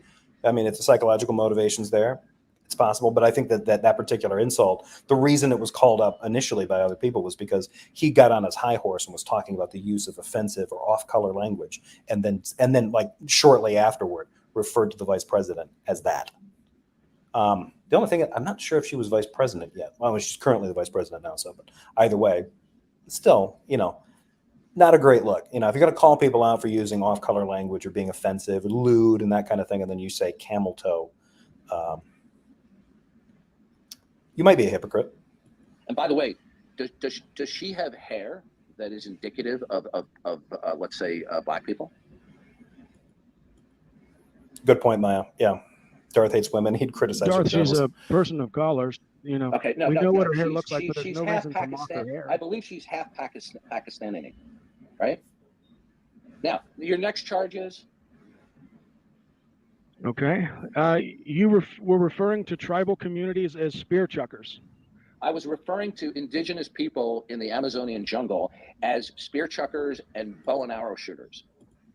Yeah, there's no way that Darth, who's on the younger, I think a little bit on the younger side of the baby boomer generation, does not understand that term, the spear chucker word, the spear chucker term, has not been a common term used to denigrate either First Nations people, people of color, this kind of stuff. Like, this is that babe in the woods. Well, I just didn't know it was racist. There's no fucking way you didn't. There's no way.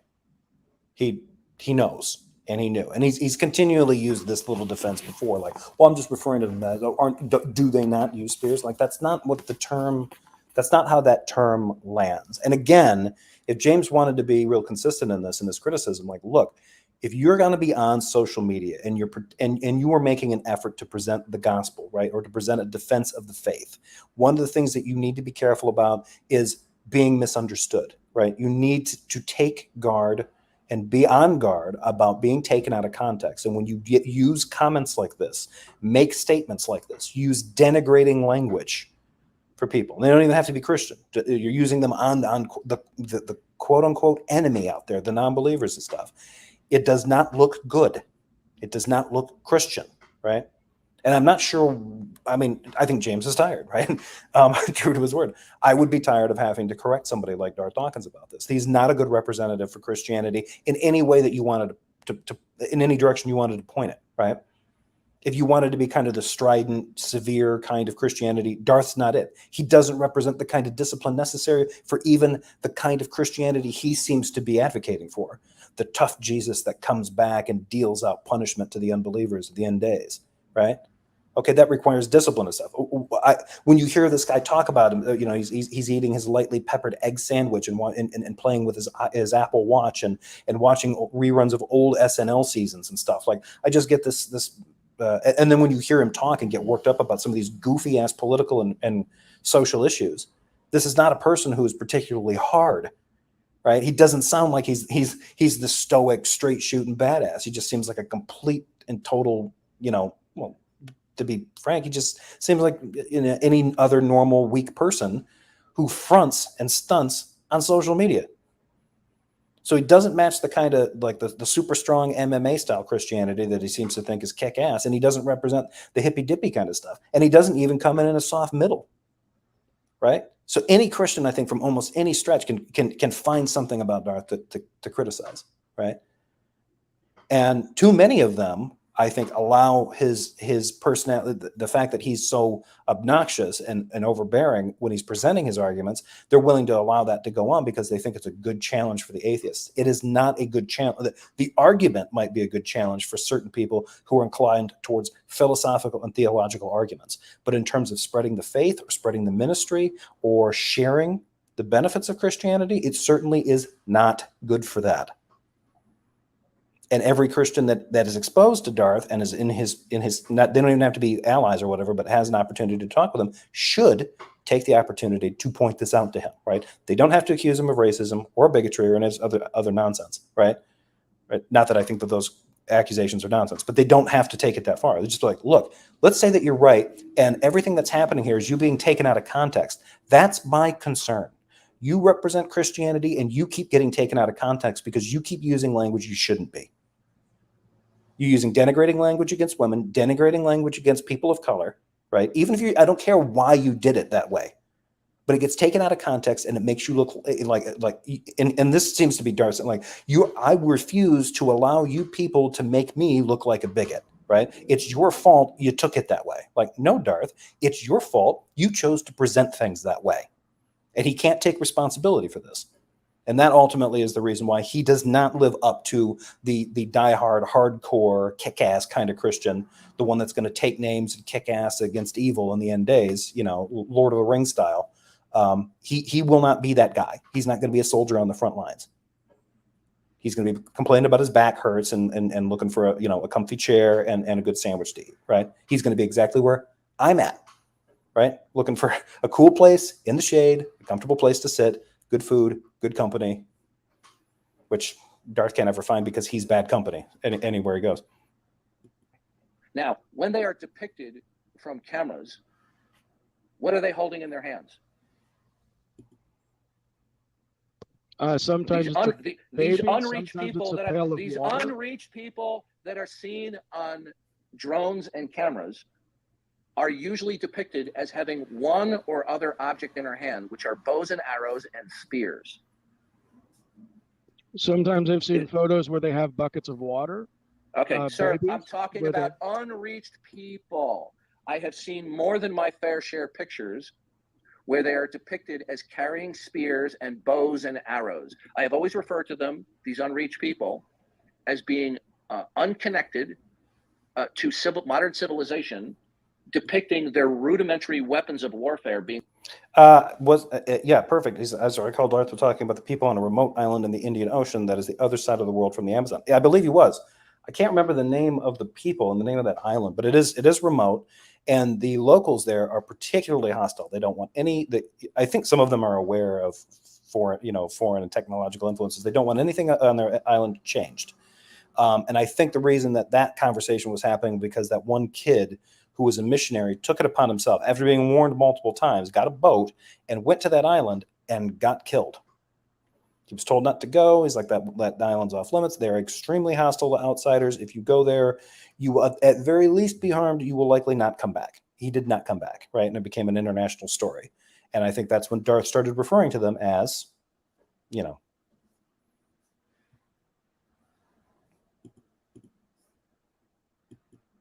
bows and arrows and spears. Now, is there another way to use a spear other than chucking it, other than jabbing it? Yeah, why didn't you call them water bucket carriers? it's a little weak, but it's not a bad not a bad question. Like, yeah, why not? Why not call them like water drawers or tent dwellers, or, you know, what if you call them, you know, barefoot savages? I mean, that's pretty much what Darth called them. Way to co-sign colonization, Darth. Yeah, right. Yeah, he's a real treat. Because I've never seen imageries of them carrying water buckets. And are you actually serious about such a stupid comment like that? Well, okay, so I saw pictures. You saw pictures. Do all of them carry spears and bow and arrow? Do all of them shoot bows and arrows? He just called them all. Well, they're all spear users. They're all bow and arrow shooters. Are they? You didn't see one of them carrying a water bucket, so you can't call all of them water bucket carriers. But you saw pictures of a few of them using bows and arrows and spears, so you can call them that.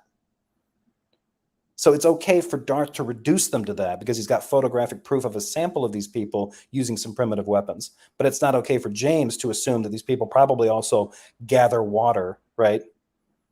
Because he doesn't have a picture of that. Now who's engaging in something that doesn't follow Darth? I mean, come on. Have you ever seen like indigenous people have to carry buckets of water? I'm talking about the unreached people that I was referring to in the Amazonian jungle as bow and arrow shooters and spear chuckers. Is that? He just keeps throwing the word out. It's amazing. Does Darth Dawkins' cool place in the shade with food also include a comfortable lazy boy chair? Without a proper lazy boy chair, it just doesn't cut it. I think you can make it comfortable without a lazy boy chair. I think it's better with a lazy boy, sure. But look at us shilling for lazy boy. They're going to be pissed off I dropped their brand name on here. This is definitely, it's a good thing this isn't monetized. Somebody's going to cancel me for featuring this content. Stupid Darth and his stupid bigotry. Racist? I asked you a question, James. I think given the context and what I presented, you come off as racist quite a bit. You know what? That is an evasive response. I'm telling you, I'm getting increasingly indignant with your evasiveness. I just asked you a direct question. So why? Look, you're on his room. Like, Darth went running over to this as soon as James opened it, right? Like, he's castigating James for even starting. He accused him of running. He opens the room. Darth runs right in there. Now I'm getting tired of your evasiveness. James can engage you in any way that he wants. This is his room, right? And you ran there, you know, you were there with bells on, ready to defend yourself against these accusations. Come on, Darth. John, I don't know why James never asked him if Darth had ever heard that phrase used in a derogatory manner towards black folks. Yeah, he had. We all have. Yeah, but I think this is the problem. I think this is the issue that James had. I think James had a list of things like, these are the issues that we have. Okay, well, that's fine. You got your list of things that people have criticized Darth for saying in the past, right? But the common thread from all of them, right, is that they, at the very least, they come across as blatantly offensive, misogynistic, denigrating, slightly abusive, or blatantly abusive, and at worst they rise to the level of being racist. It's racist. They're racist comments, right? So in any spectrum, any degree that you're looking at, that's not a good look for Christians, right? So if James wants to keep this consistent, that's really all he has to point to, and just be like, look, I don't think you, like, if you want to say that you didn't think that that's an offensive thing to say, and you want to say that you were ignorant of the impact that saying a term like that would have, then just admit to that and then apologize. This is what a mature person would do. Apologize for causing any offense or misunderstanding. That's all Darth has to do. But Darth cannot concede even that little bit. This makes no sense, at least to me. I do not understand this.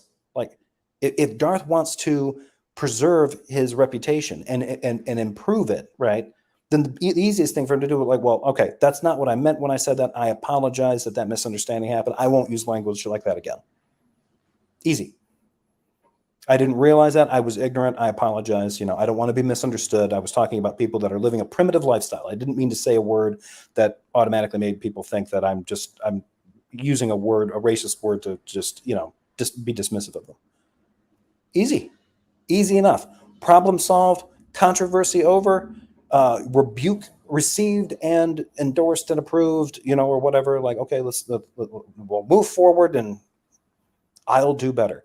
Darth can't even be bothered to do that. He can't even be bothered to put in the bare minimum with a fellow Christian. You have a history of being evasive with me right now. When I refer to these people who are clearly seen on numerous cameras from afar, from drones, from the videos that I have seen, they are almost always carrying bows and arrows and spears. If I refer to them as bow and arrow shooters and spear chuckers, is that racist? It can be, yeah. For the point that I think Maya's making here, he's never seen any pictures of them. We've all seen the racist drawings placed in our childhood textbooks to propagandize imperialism. To your point, Maya, I think he did. I think he'd seen the helicopter imagery because I remember that there were photos. There was from a great distance, photos taken from and video taken from helicopters of North Sentinel Island, where it showed some people running, and I think at least one of them was carrying like a spear or had a bow or something like that, right? But yeah, I mean, Darth's brain is backed up. I totally agree with it. His brain is completely fortified, especially in his right-wing, Judeo-Christian America kind of mentality, is totally front-loaded with this kind of shit, right? About other cultures, especially these sort of out of contact cultures that are primitive in most ways. So yeah, again, this is just like Darth is just completely missing the point. Like all he had to do was apologize for using that term, and that this particular point is over, right? But instead, he just went like, well, even if all he wants to do is make the point, like, I didn't intend it to be that way. Right? Okay, fine, do that. Just acknowledge that other people misunderstood you when you used that term. Maybe don't use that term if you don't want to come across as a racist, because it's a common term that racists use. If you don't want to be identified as being part of that group, stop fucking using their language. Stop transmitting the same signals. Stop engaging in similar rhetoric. Reflect on what you're trying to communicate before you do it. And he can't do that, right? All he does is react to people that are out to get him. He sees a threat and he's going to defend his honor from these evil slanderers.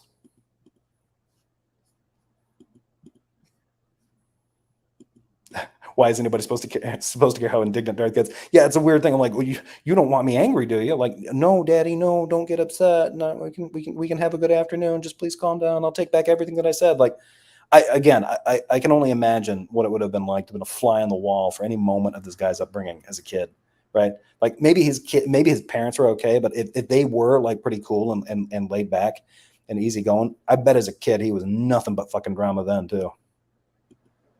Yeah, I think that given particular context, that is racist. No, it is not racist. You're full of shit. In that context, it does come across as see. This is the same thing, Darth. Like just like in that context, it does come across as racist. If you didn't want it to be that way, then don't use those fucking terms.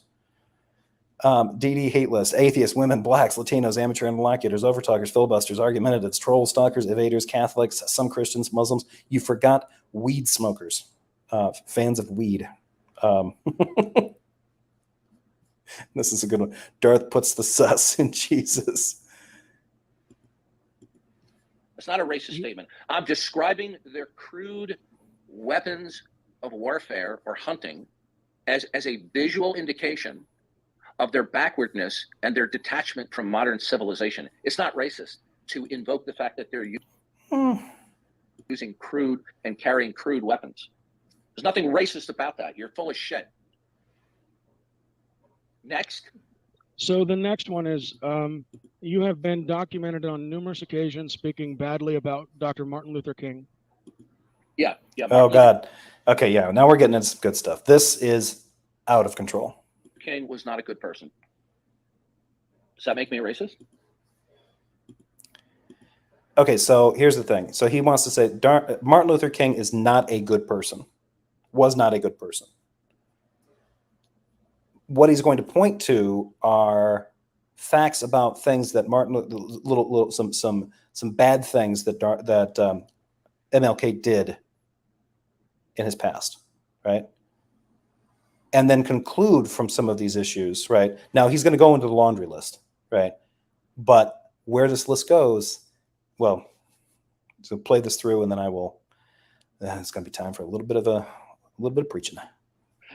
Did Ralph Abernathy, who was one of Martin Luther King's close friends and allies, write a biography and give an accounts of certain things about Martin Luther King, including his serial adultery? Are you aware of that? Yeah, I'm aware that Martin Luther King made mistakes, but No, are you aware? Okay, now, did you know that he has a fraudulent doctorate? Did you know that the doctoral committee found out that he committed plagiarism, but they gave him the doctorate anyway, even though they knew he was guilty of plagiarizing? Nope. Okay, so that's a hell of a claim, right? The Ralph Abernathy thing, I don't know. I think there's some issues with that one because if I remember right, I think Abernathy may have had an axe to grind. But the issues of like MLK in the past, right? Like he did step out on his wife. He did have mistresses. In fact, I think one of his mistresses was staying in the hotel where he was assassinated. So that was something that had come up quite a bit. So I guess the fact that if MLK cheated on his wife, even once or multiple times, and regardless of the number of partners, he is by definition a bad person. Darth has defended Trump's infidelity, right? Like it's not something that we need to be concerned about, like as a president. I don't know how vociferously he's defended this, but when people have brought it up, he's either waved it away or just, it doesn't matter, right? But with MLK, apparently it's crucial, right? Then he gets into this accusation here where MLK had a false doctorate. No, he didn't. He had a doctorate. I believe it's from Boston University, their School of Theology, is where he got his PhD. I think it was there. He wrote a dissertation. I think he wrote it on. I can't remember the theologian that he wrote it on, but it was on systematic theology, right? When he was going through his PhD program, apparently he had been warned a couple of times with some of his other papers that he had not attributed or not cited sources correctly, right? Which can get you into trouble. And apparently something like this happened when he was working with his advisor and turned in his final thesis. He was granted his doctoral thesis, he got his PhD. This allegation came up later. It wasn't known. It wasn't really, there were problems with his citations, but this wasn't actually really confirmed until I think the early 90s. There was a group that convened, I think out of Boston University, that took a look at how he wrote his dissertation, took a look at errors that he made in there. And they did confirm that some of those shortcomings would rise to the level of plagiarism. And if it had been today, he probably wouldn't have gotten his PhD. He wouldn't have gotten it the way that he'd gotten it, right? The one thing that they did not confirm was whether or not those omissions were accidental or intentional, right? And that's a tougher thing to do. And it was a little bit harder back then, right? Like I think he got his PhD in the late 60s, mid 60s. So, they didn't have some of the software that they've got now where they can kind of plug that in and then run a search. It's much easier to catch plagiarism today than it was back then, right? So in his case, I think it was a problem with citations. So this thing that Darth points out is that makes it sound like, oh, well, here's the thing. He puts forth a PhD and the school looks at it. They realize it's plagiarized, but they just gave it to him anyway because he's MLK. That's a hell of a claim. I don't think that that's actually what happened, right? And again, you can look this up. The confirmation of those mistakes that would rise to the level of plagiarism didn't happen until I think it was 91 or 92 that this committee was formed. So Darth is mischaracterizing this issue, right, in order to paint this guy in a worse light, in as bad a light as possible.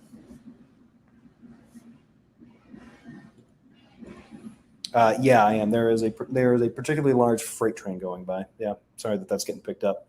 This mic is supposed to have better noise cancellation for things like that, but in his doctoral dissertation?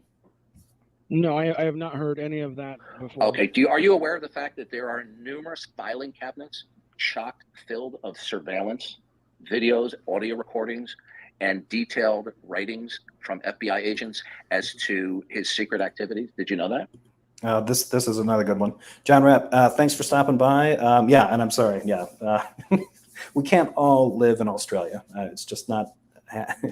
It's not hospitable enough climate, right? So, see you later. Thank you very much for your comments. Thanks for your support. So now, yeah, Maya writes this. It's also harder to write papers. When I was writing my master thesis, I was flagged for plagiarizing sources I'd never read just because the wording was similar. Yeah, that can happen too. A friend of mine actually had that happen, who was a grad student, was working on theirs, and got called out early on. And this was years ago, so some of that stuff was kind of in its infancy, but it was getting a lot more sophisticated, and it's even more sophisticated now. But yeah, you do get false alarms. So yeah, the plagiarism thing is kind of tricky, but it's especially tricky if you're looking at a thesis that was granted in the mid to late 60s. And then you're trying, and around, almost 30 years later, you're taking a look at it and trying to confirm it. Then you can kind of look at it and say, like, yeah, these are definitely, like, I don't know if he was ripping the guy off or ripping off her work, or just not citing it, or what. But they said there were issues enough that if that had been caught today, his dissertation wouldn't have gone through on today's standards. He would have had to go through and correct that. He would have had to deal with accusations of plagiarism. That it would have risen to that level. Darth makes it sound like that everybody right back then, that his PhD knew right from the start, like, nope, yeah, this is clearly plagiarized, but we're giving it to him anyway. Like that. I looked for this claim, this accusation. I cannot find it.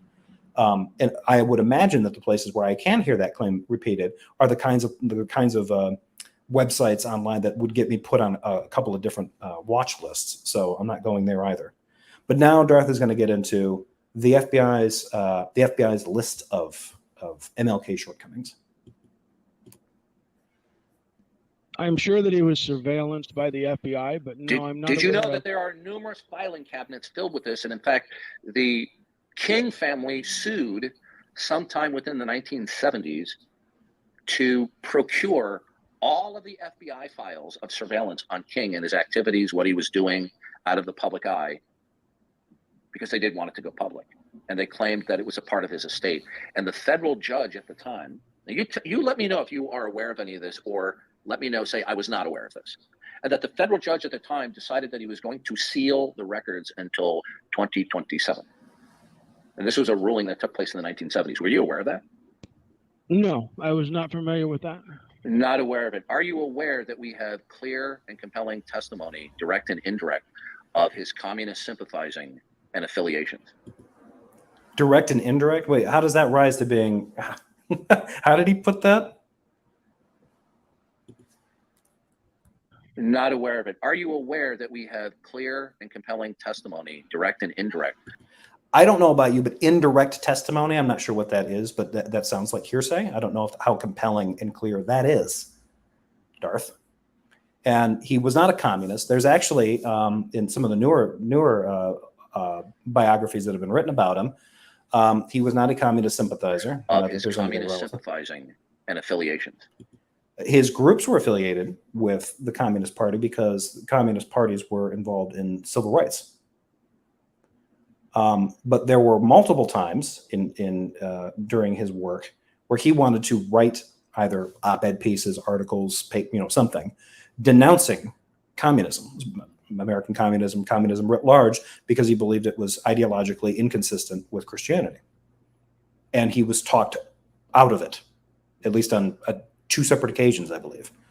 So this idea that he was a communist sympathizer, Darth is getting this straight from the Hoover files. J. Edgar Hoover had his his tar and feather list ready to go, right? And these were the big talking points, right? The biggest one was that he was a sexual deviant, which Darth, I believe, brings up here. But the communist thing, no. His group was affiliated with some, not really affiliated. They worked in tandem oftentimes because their goals would overlap in certain civil rights activist activities. That they would end up getting assisted. These, that was why he was labeled a fellow traveler of communists. In a way, that's true. Communist groups had overlaps with civil rights groups back then. but he wanted to denounce them. My guess is if I had been there, well, if I'd been living in the 60s, I probably would have been a bigot, at least as bigoted as Darth. But if I was an ally of him, I probably would have advised him, and I wouldn't be surprised if this was the advice he was given. Like, it's not going to matter if you denounce the communists, right? All you're going to do is piss off some of the communist groups that are willing to help us here and there, and it's not going to change anything as far as the FBI accusing you of being the enemy of the state. They're just going to go right ahead and keep doing that. Right? They're not going to take your word for it, so there's no point. So there you go. So he himself was not a communist sympathizer, even though civil rights groups did overlap with other left-wing and communist groups. I have never heard that accusation, but if you send me something on the Wow, back then channel, you don't really know that much about Martin Luther King, do you? Are you aware of the fact that he would regularly participate in drunken orgies? I don't know where he's getting this, but I'm going to play this to see if he elaborates. I have never ever heard that claim. You've What never- I am okay, aware of so- Martin okay, Luther so- King is that he so was you a don't know, so you leader don't of the know civil any of, rights. so you don't know any of this background information that we have from different sources. Okay, so the background information about him being a quote-unquote sexual deviant isn't actually alleged. Again, Darth doesn't know what he's talking about here. The document that contains information about sexual impropriety occurring was directed at the group. So the particular group that I'm forgetting the name. If anybody remembers the name, Southern, blanking on their acronym and the full title, but their particular group did meet for certain conferences and big gatherings and stuff. And there were reports gathered up by the FBI where they had insiders and stuff that made observations that at some of these gatherings, after the official business was done, the people would peel off to different parties and stuff where drugs would be imbibed, drinking would occur, and sexual relations would occur, sometimes between people who were of the same sex. Shudder, right? And this was right at no point in that particular part of this particularly salacious FBI bit is MLK listed as being specifically being involved in either the sexual acts, the drug taking, or even the drinking. Now, from what I understand, though, he was doing a decent amount of drinking later on because he was stressed out, especially right up until leading towards the end of his life. But whether or not he was like like Florida party guy, swinging pansexual. The reason the FBI put this in his file was so that white bigots would read that shit and be like, "Oh, well, he's guilty by association." If these kinds of parties are going on and they're going on in the name of his group, right? Then he must be involved in them too. He's in it up to his neck. So sure, it's okay to just from that it follows that he must be a quote unquote sexual deviant, whatever that means, right? And back then, what did it mean? It meant that he was gay or bi. Yes. Did you know? Hold on a second. Did you know that the former second in command at the FBI, whose name sounds like a spatchcock mod party? Hopefully, one day in the future. Yes. Thank you, Spooky. Drugs, sex, crazy amount of alcohol. Name escapes me, but I'm sure I can Google it. Who sat under J. Edgar Hoover was asked after I believe it was after his retirement, if all of the allegations that were coming down about his activities that people would be shocked about, that are reported to be contained in the FBI files, they were asked the second in command at the FBI, are these true? And he said, yes, they're all true. Yeah, he may have. But what was he saying true too? He's saying that the allegations against whom? Right? Because some of the allegations that Darth lumped in there were not allegations that the FBI made against MLK specifically. They made them against participants in his groups generally. And Darth is really proof. This here is proof that Darth is really inclined towards some racism. Oh, well, from this, I can safely infer through the actions of J. Edgar Hoover's FBI that it's a slam dunk case that MLK was bisexual. Well, how do you make that? How do you make that case? Well, because there were people that were engaged in after conference parties that were engaging in illicit sexual behavior. Did they say specifically that MLK was? See, James doesn't know about this, but I mean, if you're going to ask, if Darth's going to bring this kind of stuff up, that's the question you have to. Did the FBI accuse MLK specifically, individually, personally, of being specifically involved in any of these actions, any of these parties, especially the swinging sexy times that were supposedly happening? Get him labeled as a, he's not just a communist and an enemy of the state. He's also a swinger, and like this is coming from J. Edgar Hoover, who basically couldn't reconcile some of his kink and took it out on other people. Perfect writes that sexual deviants used to really get Hoover's knickers in a bunch. Literally, Hoover liked to wear women's underwear and even dress as a woman, not shaming the style choice, just the hypocrisy. Yeah, he was a massive hypocrite. He was extremely, very, very fucked up about this kind of issue. John, I'm not here often, but I'll make it for the mod party. Yeah, I just have to decide on a location for that mod party. So now, if I criticize Martin Luther King, is that racist? So what I'm asking, are you denying that he was a great leader in the civil rights movement? Listen to me carefully. Dodge one more time when I ask you a direct question. I'm going to leave. Okay. Mic clip. Does that make me a racist because I criticize Martin Luther King for the research material that I've read about exposing his nefarious activities, being a communist sympathizer, a serial adulterer, engaging in drunken orgies? Nope. An adulterer he was. He cheated on his wife. He was not a communist sympathizer himself, and they don't have proof that he engaged in any drunken orgies. That it just sounds like there may have been something that the FBI categorized as drunken orgies occurring with some of those people. Being a bisexual, okay? Does that make me a racist because I cite others who have documented this behavior?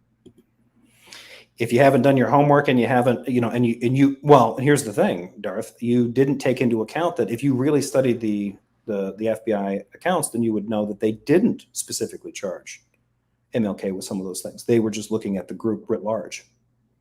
So the fact that you're willing to take any accusations of any kind of impropriety that was perceived by the FBI occurring amongst any member of these groups or them collectively when they would gather for conferences and things like that, and attribute all of that bad behavior to being something that MLK personally indulged in, you might be motivated to reach that conclusion based on racism. Yes.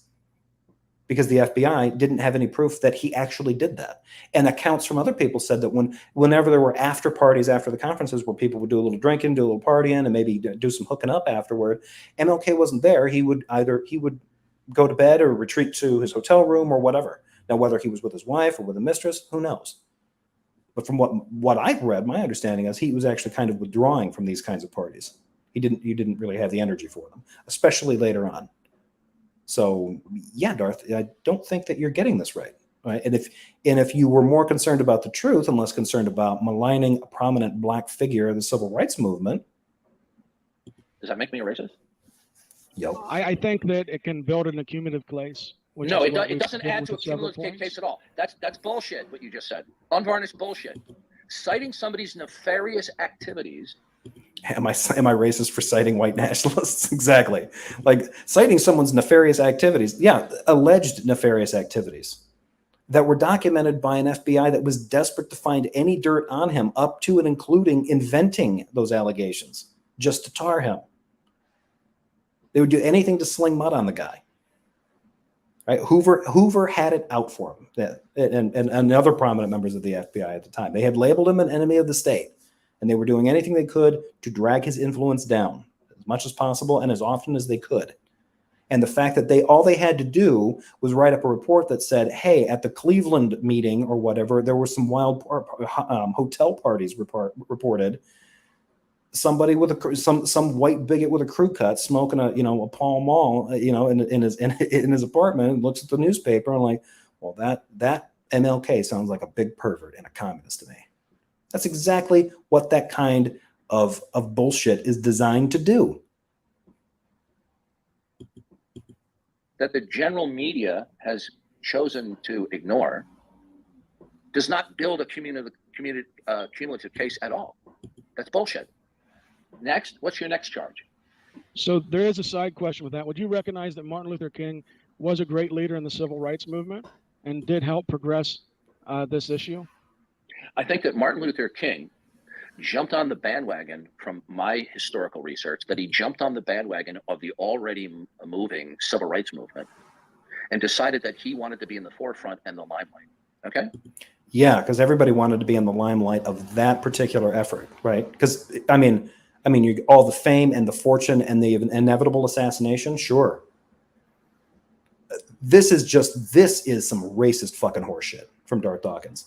The amount of stress that all of those people involved in those groups went through dealing with this, the death threats, the assaults, beatings, bombings, burnings, arson. I mean, the fact that he's talking, well, he just jumped on it because he wanted the glory. That sounds like somebody's reading a contemporary take on his legacy onto him in the past. There were people that really did admire him back then, but a lot of those people were part of the counterculture and were not welcome in normal conversations in society. The vast majority of people were being treated to the bullshit operations of the FBI to denigrate him as a communist pervert bent on the destruction of all of Western civilization. He jumped on that bandwagon for kicks and glory. Darth's a racist. He didn't start it. He didn't keep it going. He jumped on the bandwagon, and because he was a gifted public speaker, he rose to the top of the limelight. Now, do you know his speech, I Have a Dream? Remember that? Yes. Okay, do you think that's his? Yeah. I've always thought that large chunk of it is his. No, it's plagiarized from another black minister. He stole the message from another black minister's sermon. He plagiarized it.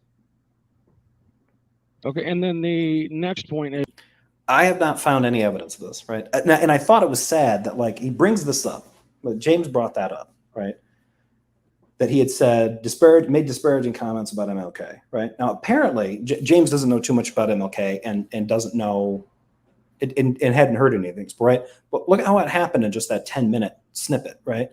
Darth treats him to just a master's class in white supremacist talking points about how to convince people that MLK was actually Satan. The last time I heard somebody run through a laundry list of MLK's shortcomings with this kind of bullshit, he lived across the dorm room from me in my hallway, and he was a blatant white supremacist who on the February 1st, the beginning of Black History Month, put a photo of Martin Luther King and Coretta Scott King up on a dartboard and spent the next 28 days throwing a dart into that. And then would blare Klan themes, songs about lynching on his boombox out of a fucking dorm room. Well, it was out of a digital player. He had them. God knows where he got these fucking files, but he actually had them on his, on whatever we were using at the time, Napster or some shit. He had that stuff. And he would play this with his dorm room open. Until one of the RAs was like, yeah, you can't actually do that. You should not be fucking doing that. We were also, I believe, in the international hall. So it was designed around facilitating different cultures interacting. And for some reason, somebody missed the fact that this guy was a Klansman who just left his hood and robe at home with his mom and dad. And I heard these kinds of things, these exact same talking points from that ding dong. And as I'm hearing from this ding dong, all the same ones. I just kind of nod along and be like, yeah, okay. Remind myself, never leave my door unlocked. This guy's a nutcase. Eventually, he moved out of that dorm because he needed to move off campus to be awake from the politically correct culture that was going on. Now, keep in mind, folks, this was mid-aughts, early aughts. So things have, I mean, I don't know whatever happened to that guy, but I wouldn't be surprised if he was in some way affiliated with the January 6th rally, insurrection, if he stayed in those kinds of politics. But yeah, he was fucked up. You have mocked black culture. Before we leave King, are you aware that he would represent himself as a member of the clergy and was a minister? Wait, who was just talking about? I just then, Leo, I was just talking about a guy that was a neighbor of mine when I was in college, when I was still living in a dormitory. He lived across the hall from me, and he was a blatant racist.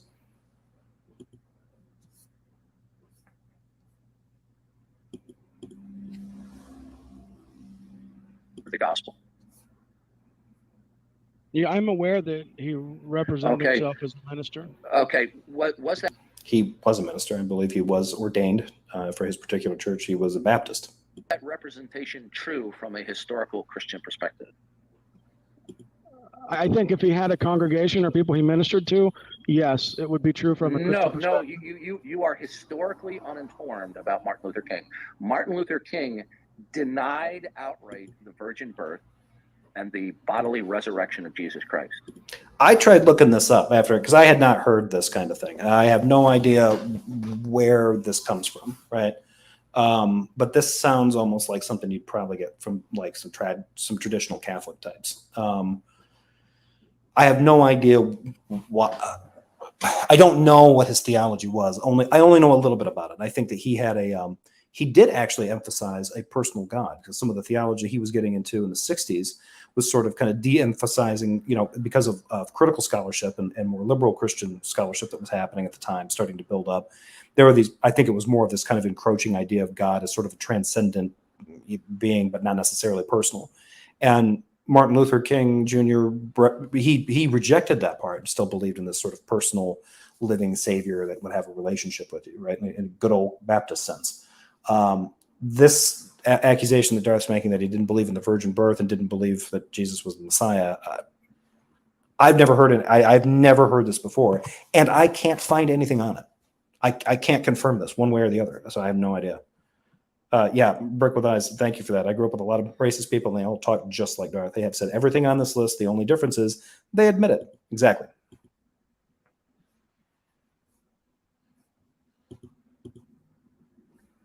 Now, does that make him a heretic? While claiming he's a minister of the gospel? No, not necessarily. I mean, it would make him a heretic in certain circles, but I don't know that it would make him a heretic, Well, I don't know how many Christians would be willing to accept the fact that if it were true that MLK denied that Jesus was the Messiah. I don't know about the virgin birth thing. But then again, I can't confirm that these particular views were actually held by MLK. Darth's making this claim, and he has no citation for this, right? And the sad thing is that James doesn't ask him, like, okay, well, I don't know these particular details of his theology. Can you point me to a source for that? And then when it's Stormfront's website, can I then accuse you of being a racist? Because are you getting this from more white supremacist websites?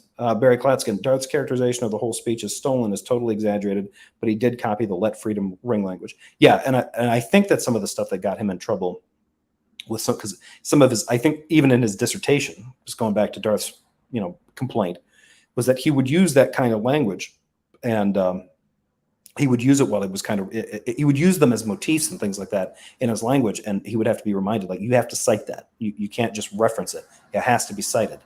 And he would often forget. And people would catch him screwing that up multiple times throughout his life. And that's why it's kind of hard for anybody to figure out, like, okay, well, did he deliberately plagiarize some of this stuff in his dissertation, or did he just screw up? Because he'd been known to make these screw ups before. When I think when he wrote papers and letters, this had happened before, and it was something that I think even his advisors had also had a tendency to mess up. So.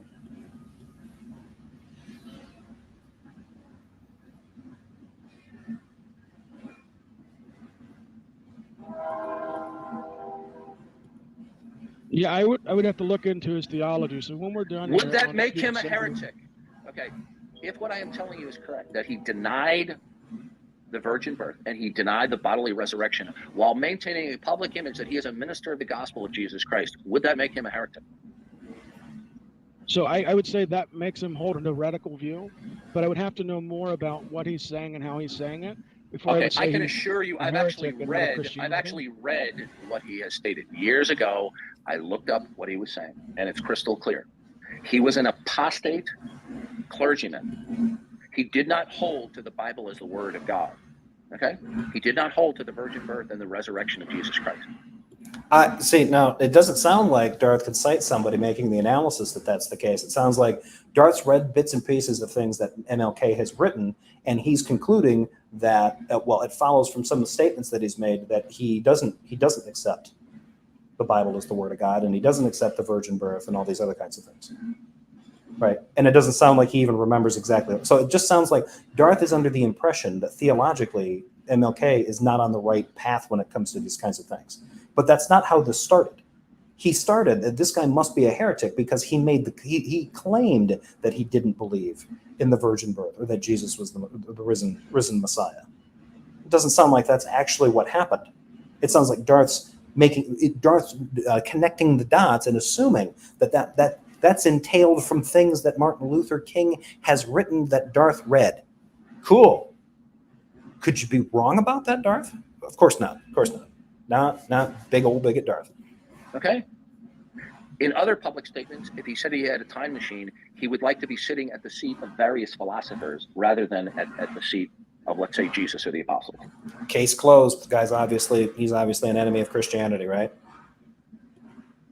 Okay. Yep. So I have publicly criticized Martin Luther King's scandalous behind-the-scenes conduct that are culled from a variety of sources. Okay. None of which are criticisms that have to do with his skin color. Okay, so let's say, well, the one did. Let's say somebody were to make a cumulative case about a guy that we have a guy that claims to have been self-made millionaire, but actually just inherited his money. He claims he used to be a Democrat. Did you know that he was a Democrat and pro-choice? He was a pro-abort, Darth. And then he just co-opted a kind of conservative Republican message so that he could grasp his way just to get glory, right? He actually just was riding on the coattails of a lot of other reactionary politicians in the Republican movement, and he found out that he could rabble rouse better than them, and it drove him up, rode him to power. He was frequently unfaithful to his wives. He was married to multiple women, cheated on all of them. Paid off mistresses, paid for their silence, made jokes about sexually harassing other women that were not his wives, that weren't his wife. He made these kinds of, even if they weren't true, they were definitely off-color, ribald statements that Christians shouldn't engage in. And this guy is one of the best presidents that Darth can evaluate. So why isn't the same kind of cumulative case that someone could make if you just wanted to and those things I would argue are less contradictory. Like, I'm not bringing up Steele dossier allegations. I'm bringing up actual facts. He actually joked about sexually assaulting women, right? I'm not saying he actually did. I'm saying he actually joked about it tastelessly. Claims to be a Christian, right? Nobody really knows that he's actually really that devout a Christian. Doesn't seem to know the Bible. Doesn't seem to know anything about theology. It's admitted he's an admitted adulterer, an admitted philanderer. And yet that all gets a pass. But the FBI says that some of MLK's associates and fellow volunteers were involved in sex parties and drinking and drugs. So MLK was a serial abuser, not the abuser of cereal, but was an adulterer, a philanderer, a sexual deviant, a swinger, a drug abuser, an alcoholic, a communist, and not a Christian. And Darth knows because the FBI has some things saying that other people in MLK's company may have been those things. So it definitely follows that MLK necessarily was that thing. And all those things. Cool, Darth. There's some great critical thinking that you're doing there. Awesome critical thinking. And then at the end of the day, at the end of this entire list, what does he come up with? I've read things that MLK's written, and I conclude that he's a heretic. Awesome. Why didn't you just start? Why didn't you start there? He started with the fancy stuff. Why didn't he just start with the fact, well, he's not really a Christian? And what would motivate him to do that? Why would he be? Oh, well, because during an interview, a fluff question was asked if he could go back in time and talk to any influential person, who would it be? And MLK mentioned a philosopher or something. He didn't mention Jesus. Proof positive. He's a Satanist. Fucking weak. But everything have to do with moral turpitude, malfeasance, deception, and immoral activity that are even recognized by his close personal friends. Okay, so if I Not all of it. See how he's conflating that? His close personal friends. Somebody that was close to him acknowledged that he had cheated on his wife, that he engaged in adulterous affairs with women. But to hear Darth put it this way, it sounds like his close personal friends also knew about the communism, also knew about the orgies and the drugs and the drinking and the heresy. He didn't make any distinction there. criticize him for this malfeasant behavior, but I didn't say anything about his skin color. Does that make me a racist? Yeah, you're a racist because you know damn well who he is and you're motivated to target him. And you're motivated for reasons that sound like they're racist, right? If you were really critically thinking about these allegations, shouldn't it bother Darth that the FBI did not specifically mention MLK engaged in these practices? They simply mentioned that the groups may have been engaged in these practices. And then someone like Darth just automatically assumes MLK must have been personally involved. It necessarily follows, right, Darth? Why would you do that? What would motivate you? What would motivate that lapse in critical thinking?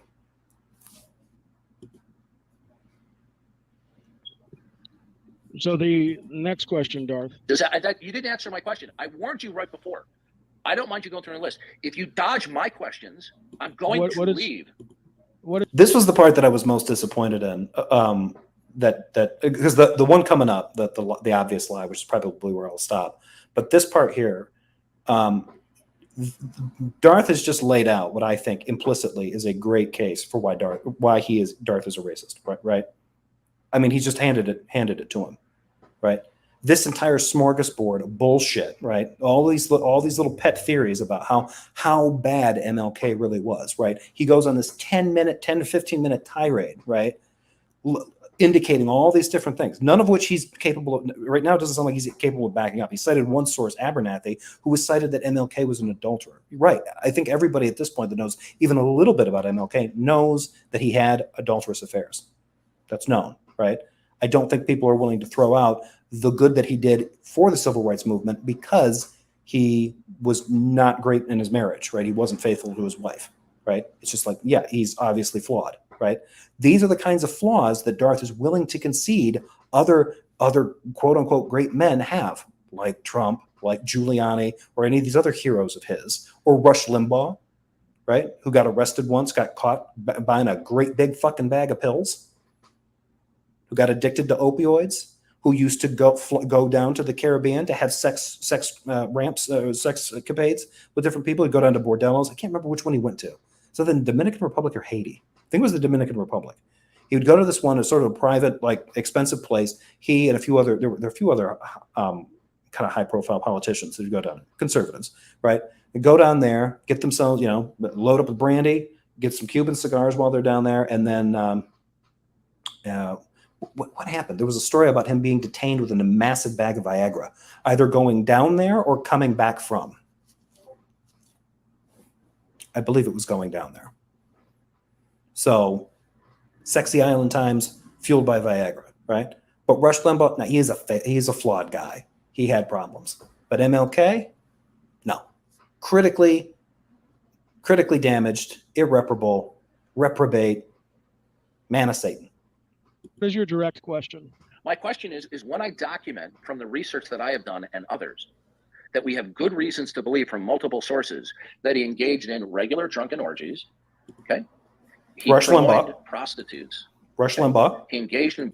So now he definitely engaged. So Darth believes that the FBI allegations that are directed towards members of his his association, they were not directed at. They couldn't direct them when they were asked, "Do you have evidence that MLK himself did?" They didn't have evidence for it. Otherwise, they would have accused him directly. They accused him indirectly by just accusing his group, and then letting people lapse in their critical thinking and feed their racism to assume that he was guilty of all those things by association, just like Darth is doing. Bisexual activity. We even have credible sources that he physically abused prostitutes. I believe Rush Limbaugh was accused of that as well. I believe he was accused of sexual assault. I don't think it was of a sex worker, but I think it was somebody that he was having a dalliance with. He was a communist sympathizer, okay? Well, Rush Limbaugh was a sympathizer of certain right-wing and reactionary groups, so I guess he was a no big deal. heretic, right? I don't think Rush Limbaugh was saved, so worse than a heretic. Right? And he actually, what he's most famously known for is "I Have a Speech Stream" was plagiarized. Wasn't Rush Limbaugh accused of plagiarization years ago? I think it was in the 80s. Yeah, it may not have been. But anyway, a lot of this kind of crap you could lay at the foot of any of the. Rush Limbaugh was just mentioned by him in another video where he said he said, I hope he was saved. The concern in Darth's voice, like he really hopes that when he shuffles off this mortal coil, that of all the people that he gets to see once he passes through those pearly gates, is Rush fucking Limbaugh. Even though Limbaugh is ended up to his neck in this kind of shit, personally. Not people associated with him, not producers of his show, and then therefore by extension, Rush Limbaugh must also be a boner pill abusing, opioid snorting sex maniac and sex worker abuser. He actually has been, he himself was personally accused of it, and in several cases, especially like the drug abuse and these other kinds of things, that was so well attested that there were think pieces that were released telling people to chill out on being judgmental of Rush Limbaugh for his opioid addiction, because this was right up leading up to the beginning of the opioid crisis. He was addicted to Oxy and a variety of other things, I think for back pain, knee pain, something like that. All that gets a pass. Darth gives that shit a pass. What's the difference between Rush Limbaugh's malfeasance and Donald Trump's infidelities and picadillos and MLK's? Now, do all of those criticisms suggest that I'm a racist toward Martin Luther King? Not directly. How does it indirectly? How does it example, indirectly? So, for example, if we have lots of situations where it seems like you are speaking negative of black people, That's right. Yeah, he abused his housekeeper. This is Rush Limbaugh. Abused his housekeeper when she refused to keep getting him Oxy. She won the lawsuit, and Rush ran to the ACLU to defend his rights to privacy. The ACLU, a group that he demonized. What is Rush Limbaugh doing hanging out with the ACLU? Right? Well, he runs to them because he knows, even though he's like attacking them all the time, the ACLU will actively defend members of the KKK. Right? They're kind of free speech absolutists in that sense. They will defend that shit. Rush called Jerry Garcia just another dead doper. Yeah. culture, and then you're generalizing. You're a civil rights leader, then it could be. No. Okay, James is generalizing, but Darth isn't just engaged in a complete fantasy just to fulfill the necessary denigration he feels it should be attributed to MLK. Could be portrayed as being racist. Move on. Hogwash. Bullshit. Okay, so you ready for the next one? Next. Yeah, go ahead. So you have expressly expressed your disdain for black culture, including wanting rap music, like rap and hip hop banned. Mm-hmm. Yeah, if I was king of the universe, I would ban rap music. I find it vulgar. Why? And by the way, rap music is not simply relegated to blacks. There are whites that promulgate it as well. Okay? That sounds like the reverse of like the I'm not racist because I've got a black friend. Like, I'm not racist because I would like to see rap music. Probably the most influential black art form, right? To enter society since what? Jazz? American society, since probably the invention of jazz and blues music. And he wants it banned because it's lewd. Does he want country music banned for the lynching songs? Or some of the white supremacist bluegrass music that gets played for some of their lyrics? This is truly fucked up to me. Like, why would you, like, if I were the king of the universe, I would ban rap music because it's lewd. Why not rock and roll? Why rap? What about rap specifically? So because I disdain rap music, does that make me, is that racist? I'm waiting for an answer, James. Not directly, if that was the Don't only give me point. this bullshit, not directly. If Next. it was the only point, no. Next.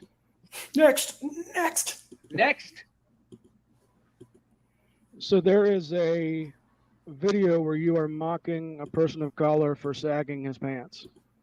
Oh God, this one. Gotta run. Thanks for the stream. Yeah, thank you, Barry.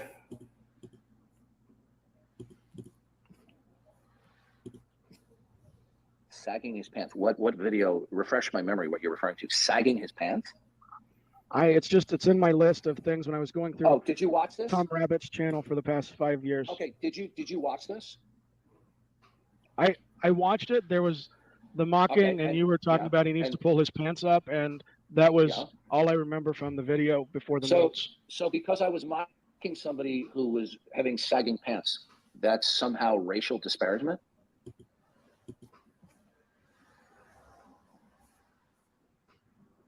Can you answer my question, please? Yeah, I think given his little terse question to James, this goes along perfectly with it. Darth hates everything associated with the African American community, but he's not racist because he never referenced the skin color. Okay, and see what he's doing to James. He's putting it on James. What is it about my criticisms of rap music or baggy pants or these other things or the civil rights movement or MLK that make you think they're motivated by racism? Well, I know why. Your willingness to demonize them often for the same reasons that you should be demonizing lots of other things, but you give them a pass. Like if MLK had committed all of the things that Darth said, I think he rises to the level of an average Republican senator, except for the communism part. And who knows, maybe even the communism part. When it comes to Trump, he was really, really buddy-buddy with Putin, even though Putin is a lousy communist. Putin is just an oligarch and a corrupt dictator. But Trump's politics are demonstrably corrupt. His ideologies were, whatever he had, were demonstrably corrupt. Like you could just point this kind of stuff out. Darth's willing to give that stuff a pass because it leads to what he thinks is going to be a better society. And what's that better society? It's a superficial projection of white Anglo-Saxon Judeo-Christian value, not PragerU bullshit back onto the country again. That's the shit we need to get back to, according to Darth. Why would rap need to be banned for lewd lyrics when you have Marilyn Manson or death metal or racist country music that advocates the assault and murder of people? Why rap? Right? There's lots of lewd music out there, man. That's not the only reason. The only reason that rap needs to be banned is because it's lewd. That's not defined by the genre. There's rap music that isn't lewd. And now we're going to get into the sagging pants thing. And this is going to be about well, how do you know that I was being racist when I said, pull up your pants? How do we know that he was doing that? Because it was a low fucking blow for him to say to anybody. I think it's stretching to try to say that's a racist thing to say. But it's certainly motivated by this history of Darth hating anything that involves hip hop culture, which is directly connected to African American culture and blacks in America. And that's the first thing he's going to castigate. It's something that he even kind of talks around it when it comes to like weed and stuff too. But weed now has become such a prominent thing that he can't really do that.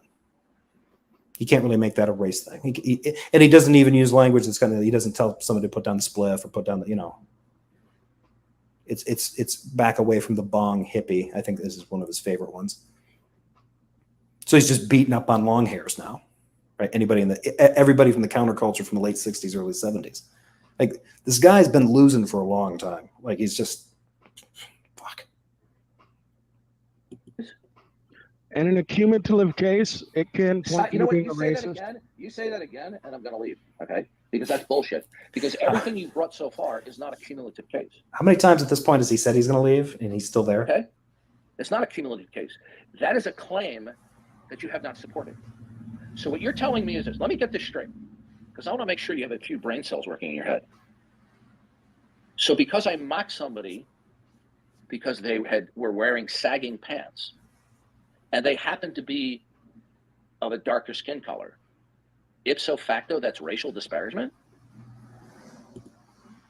No, I think when you put together So I can the only 9 to 10 criticize white points, people? Wait a minute. So if a person is white, Chinese, okay, or Russian, and they have sagging Russian? pants, I can make fun of them. But black people or a black person who is wearing sagging pants, I can't make fun of them for wearing sagging pants because of their skin color. But if they were white or Chinese, I could. But here's the thing. Like, I believe in the conversation, the guy that he was talking to, I think people knew who he was, right? This is one of these things that Darth will engage in. Darth will assume certain things. He does it all the time. He admits to it. He assumes things about the way people's voices sound, right? And he'll criticize them for it. Like they sound sleepy, or they sound drunk, or they sound young, or they sound old, or they sound white, or they sound black, right? And now he's stepping away from this, right? And what he's trying to do is flip this over onto James, right? Okay, I made that comment about this person. What makes you think that I was racially motivated in saying it? I know exactly what I would say, because I know damn well, based on the way that kid talked, the tone of his voice, and his vocabulary choice, that you assumed he was a person of color, and you said that to punch low. That's why I think you're a fucking racist. Because you wouldn't have said it to somebody who sounded like Pat Lowinger, and you wouldn't have said it to somebody who sounded like Derek from Myth Vision. You wouldn't have said it to somebody who sounded like Jason Torn or AJ. That wouldn't have been the thing, right? Darth is extremely superficial in this. If they had like a really deep Southern accent or something, he probably would have told him to like, go to the dentist or learn to read, get a library card, go get your smell hound, something like that. That kind of punching down stuff, right? He's making the assumption based on the way their voice sounds. He does this all the fucking time, and now he's acting like, no. If you make this accusation, it's because you assumed that person was black. And why did you do that? You're the racist, not me. This is just some gaslighting horseshit right here. Like, no, I know why you did that, Darth, because you assumed that was a person of color and you thought that's a good way to get at him, right? That's a good way to trigger him. And don't try and put this on me and tell me, like, I suspect now more than ever that this person is probably if they're not actually a person of color, you suspected that they were a person of color because you picked that particular insult, loaded up with those particular cultural that kind of cultural baggage, and threw that at them. That's why I think you assumed what they were. It doesn't matter that I know what their racial identity is. I don't have to know. And then Darth wants to put that, no, you're motivated into thinking that. You assumed who they were. I could have been saying the pull up the pants comment to your mom. Would you have told your mom to pull up her jinkos? Like, what the fuck? There's no way Darth would be that. That's not how Darth's mind works. He's superficial as fuck. He's a diva. And he's shallow as shit. He bases almost everything off quick and easy and stupid snap judgments about people. It's usually based on what he can judge in the moment. If they sound fat, he'll call them fat. If they sound thin or old, he'll call them that. He does it all the time. Like, I don't want to assume your age, but you sound like you might be around my age. You sound like you're probably younger than 18, and you're talking like a 14-year-old. All the time he assumes qualities of people. But this is the one quality we're supposed to believe he doesn't assume. Fuck off, Darth. Fuck you, right in the face. You do assume that shit. And that's why it's evidence that you are racially motivated when you make fucking comments like that. No, what I'm saying, Darth, is that the 9 to 10 points that I brought No, up you haven't made a cumulative case. Next. are a drop in the bucket. No, sir. In You all keep 9 on saying points it's in a cumulative totality, case. No, you keep on I believe saying that it's a it cumulative demonstrates case. that Yeah, you don't come overtalk off as me. racist. Pause this again. John, right? This is all about Darth's right-wing Republican religion that also happens to be nominally Christian. Darth is no more racist than the average right-wing Republican Christian. I think Darth is probably no. I don't think that's true. I think Darth is actually on the is further to the right on this than a lot of these other ones. The right-wing Republican Christian types, I mean, he's probably there, but there are right-wing Republican Christians that would probably not go to the lengths to disparage MLK the way that Darth did. Darth was diving into some stuff, like I said, I have only been able to find coming from people who were overt white supremacists, proud to be white supremacists. They gave those same talking points. I haven't heard a lot of other right-wing Republican Christians go to the lengths to disparage MLK the way that Darth does. Right? Even Glenn Beck, who I consider very far to the right, will co-opt MLK stuff. Right? He'll acknowledge that he had flaws and he was an adulterer, but he also claims to love MLK's message and love his speeches. Channels them quite frequently. At least he used to. I don't know if that's changed. I don't follow his stuff over on his goofy website as much. So I agree with that observation, but I do think that Darth is actually further over. I think he represents fringe of a fringe. Hey, Jefferson, please live stream the new Otangelo video. Which new Otangelo video? It's not going on now, is it? Fucking his face will just lead to a gingivitis surprise. Well, I guess I meant to say I would give the command that Darth should fuck himself in his face. I'm not going to do that. Listen to me. No, that's another unfounded accusation. You're just repeating the generalization over again. Okay? Now, I ask you, is making fun of somebody because they're wearing sagging pants while they happen to have darker skin, is that racist? Yes or no? While they happen to have darker, is he now admitting that he knows this person was a person of color? This is weird. I think initially, no. If that was like the only next. I really like the way that Darth comes across sounding like a right-wing Republican Nazi when he says next. That harsh 999. I'm waiting. Sorry, the mailman just showed up and I don't want the dog barking. You keep on claiming it's a cumulative case, and you haven't shown that it is. I have gone through each one of your bullet points to show none of them show racial antipathy or hostility. So let me put these together. And No. Is that, are you done with the list? Yeah, I only grabbed 9 to 10 because I only grabbed 9 to 10. John, are you suggesting Darth is QAnon extreme right? I don't know that he's QAnon and that he thinks that there's like actual lizard people that are harvesting kids for blood rituals and stuff like that. Some giant pedophile ring that's trying to rule the world. No, I don't think that he's in that extreme right. I think he's in. I agree. Like I said, I agreed with your observation that I think he's in the right wing Republican Christian kind of nationalist camp. But I think in terms of the racist overtones, like how he's motivated, I think he's further over. Like if you were to take a cross sample of some of those right wing Republican Christians and put them in there, I think some of the things that Darth would say about MLK would make at least a small handful of some of those people, even if they were like ideologically almost identical on most things, it might make them uncomfortable. Not just what he's presenting and as flabby as he's presenting it, but also like the clear disdain in his voice for MLK, right? And his willingness to believe pretty much anything the Hoover FBI was willing to put out there on him, like that. I think there'd be somebody in that group that'd be like, yeah, I mean, not a lot. I'll grant you that, not a lot, but no, I don't think he's like QAnon crazy. Yeah, I agree with Grey Knight. His beliefs are as unhinged as QAnon, but they are distinct. Yeah. Never in a million years thought you would actually like sit down and address any of these. Do you have any more evidentiary support of your slanderous and defamatory charge that I am undoubtedly a racist? I mean, the best evidentiary support for him being undoubtedly a racist has been this. This right here, I think, is a good list to indicate. Let's go through it. It's not a good list because I went through each and every one of them, none of which you could see there's clear and compelling reasons to say that it was racist.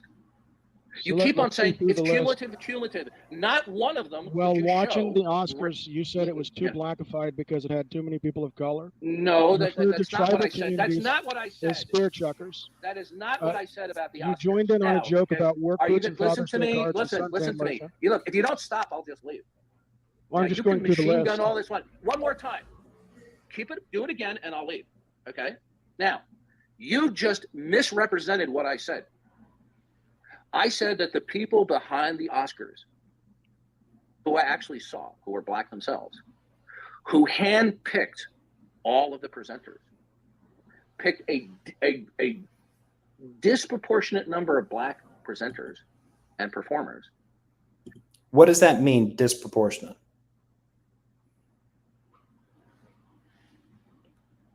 It shouldn't matter to Darth if for one ceremony, one annual Oscar ceremony, if all of the presenters happen to be people of color.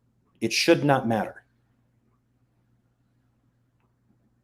Because if you happen to have an Oscar ceremony anytime in the past in which all the presenters happened to be white, right? Was that disproportionate to the number of actual Academy members and actors and entertainers? You're not representing everybody, right? It's okay if it happens and they just happen to all be white. But if you veer on the other side of things and all of a sudden Darth is seeing too many faces, too many people of color, then clearly something's up. Why?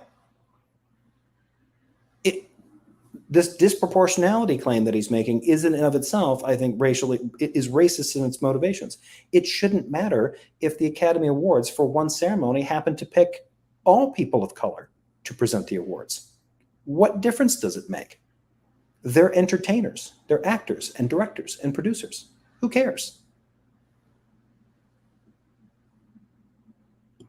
That wasn't representative of the Academy and the Academy performance. Okay. They attempt to blackify it by putting in a greatly disproportionate number of black entertainment representatives than what ordinarily we would see in terms of a mixed cultural representation of the performers that we would normally see.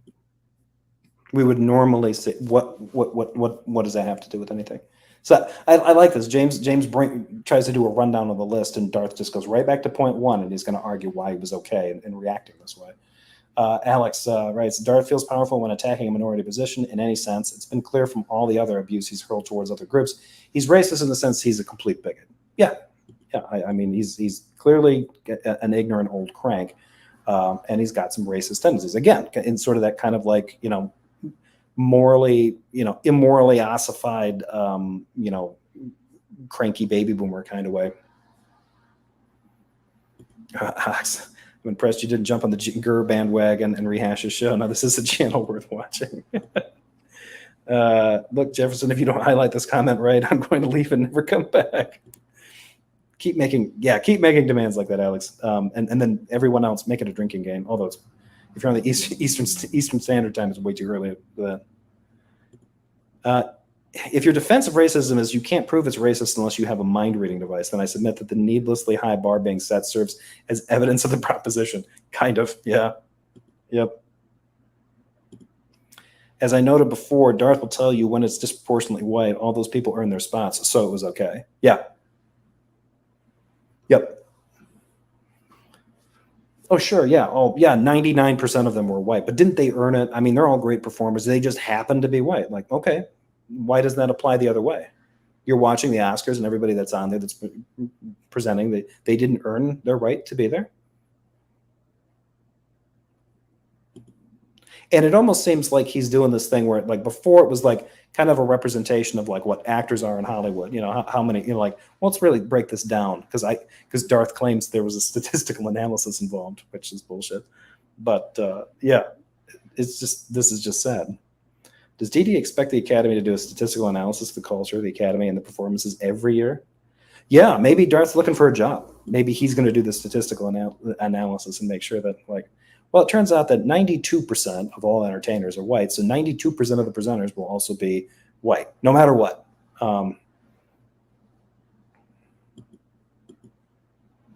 That's not a racist statement.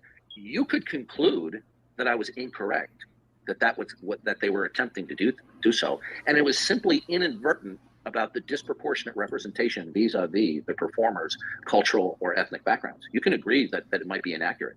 So there is two other. But it doesn't. I'm not done yet. I'm not done yet.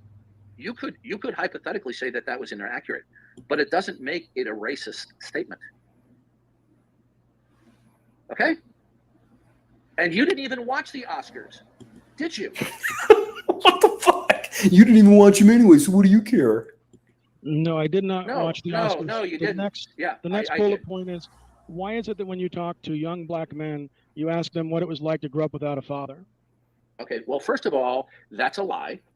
Okay, I said that to one person in particular that is repeated by the name of psycho atheist. Psycho. Okay. Yep. Were you aware of that? I have said to other individuals, okay, who have behaved toward me in a completely unruly fashion, saying like, well, they probably grew up without a father. Okay. Now, how do you know that each of these people are black? How would I know whether they're black? How would I know they're black? So from my notes, Hold on you a also second. said this How to did the I know person they who were called black? the N-word. How did I know that these so-called individuals are black? So when he's made these kinds of comments before, right now he brought this up. So James brings up this allegation. You've said before to individuals like, what was it like growing up without a father, right? Darth volunteered the name of psycho, right? So excuse me a second while I do this here.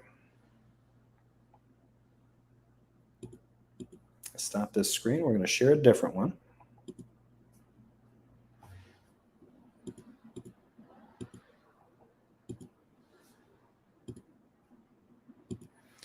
So this clip here is from a video from about 3 years ago on Tom Rabbit's channel called Psycho versus Darth Dawkins. So how does Darth Dawkins know that some of these people are people of color? So let's play this and let me see if you can spot where Darth Dawkins might be reaching a bit here. I don't give a fuck if you want fish. I'm not done. I'm talking. I'm talking. All right, I'm talking. I'm talking. I'm talking. I'm talking. You ain't gonna punk me, son. I'm talking. I'm talking. Wait for me to finish talking. Wait for me to finish talking. I'm talking. You understand the fuck I'm telling you? Shit don't fly around here, man. What the fuck is on your goddamn mind? Now, mind you, what kind of channel I clicked on? I clicked as a Black Power channel. So, like, when I clicked on it, I saw Darwin's deity. At first, I'm like, okay. So the guy that Darth doesn't know is African American. That's him talking. This is back in the old Google Hangout days, the Google Plus days. His avatar is a cartoon black man with a shaved head, wearing that red and green hockey mask with a solidarity fist right on the forehead. And he's talking about going into Black Power groups. I didn't ever really interact with Psycho, but I've seen other videos with Psycho in them. And he was, one, always hilarious, and two, quite outspoken about his racial identity. Right? It's, as I mean, you could say here, it's right on his forehead. And this is the person that Darth is going to try to reverse guilt trip James into thinking, well, how could I possibly know that I was dealing with somebody who's a person of color? Well, I don't know. I have no idea. I guess there weren't any signs at all, other than the fact that he represents himself that way and he's told you. Right? And I'm going to play a little bit of this beginning here. I must have clicked on Naughtiest Hangout by accident. Like, you know, like, what am I watching here? You know what I'm saying? I had to look at the what you call the channel to make sure I was on the right channel. And I'm like, I'll be damned, I damn sure is on the right channel. And he was up in there trying to argue with a couple of black atheists up in there. He trying to tackle the Armor Squad, who's a bunch of Kemet scholars. So I'm like, oh man, he why is he doing this to himself, man? He don't even know what the fuck he's getting himself into right now. He went up in there trying to precept him to death, like they don't even give a fuck about all that. But he was trying to precept him to death, but I already knew what this was going ahead. But he was like, all right, if you really want to do this, we're going to end this stream and we'll come back in a few minutes and we'll, you know, set something up where y'all can have a formal debate. And oh man, I knew that wasn't going to end well. I guess the word is shocked at how stupid they were. I was truly dumbfounded at how fundamentally ignorant these people were. They didn't even understand. They were speaking. Well, I didn't interrupt you. You're gonna let me respond? Oh, shut the fuck up. Go ahead, talk, son. I ain't stopping you from talking. I did not interact with everybody who was in the room. I only interacted with two individuals. One was Black Atheist, and the other was Consu. That's Uncle Tech. Okay, Consu. Real Black Atheist is Uncle. I wonder if Darth knows that Black Atheist is a black man. I'm just wondering, asking for a friend. And the other one named let me ask you a question. Are you asserting that the real black atheist is a scholar? No, I didn't say he's not a scholar. He studies like a motherfucker though. He studies like a motherfucker. His name is Uncle Tech actually. He calls himself the real black atheist. Real black atheist may read a lot, but in all honesty, he couldn't even put coherent sentences together. I mean, I was absolutely dumbfounded at what a stupid individual that I was dealing with. And I'm not saying that. I'm not saying whatever. that. He was stupid, right? He was so stupid. He was so stupid that he was presenting you questions. And, I'm talking. He was so stupid. So I was not finished. Answer, right? I'm talking. You ain't gonna punk me, son. I'm talking. So it just gets worse from there. Classic clip. Watch it in its entirety if you get a second. It's pretty good. Psycho really yells at him a lot. It's quite satisfying. But anyway, so let's stop that screen. We will go back to our regularly scheduled program here. Let's see. There we go. James is tired. Okay. I don't know how you identified or what you used to identify. How did you know? Okay, I'm going to ask you right now. Let's see whether you're a liar or you're just repeating slander from another source.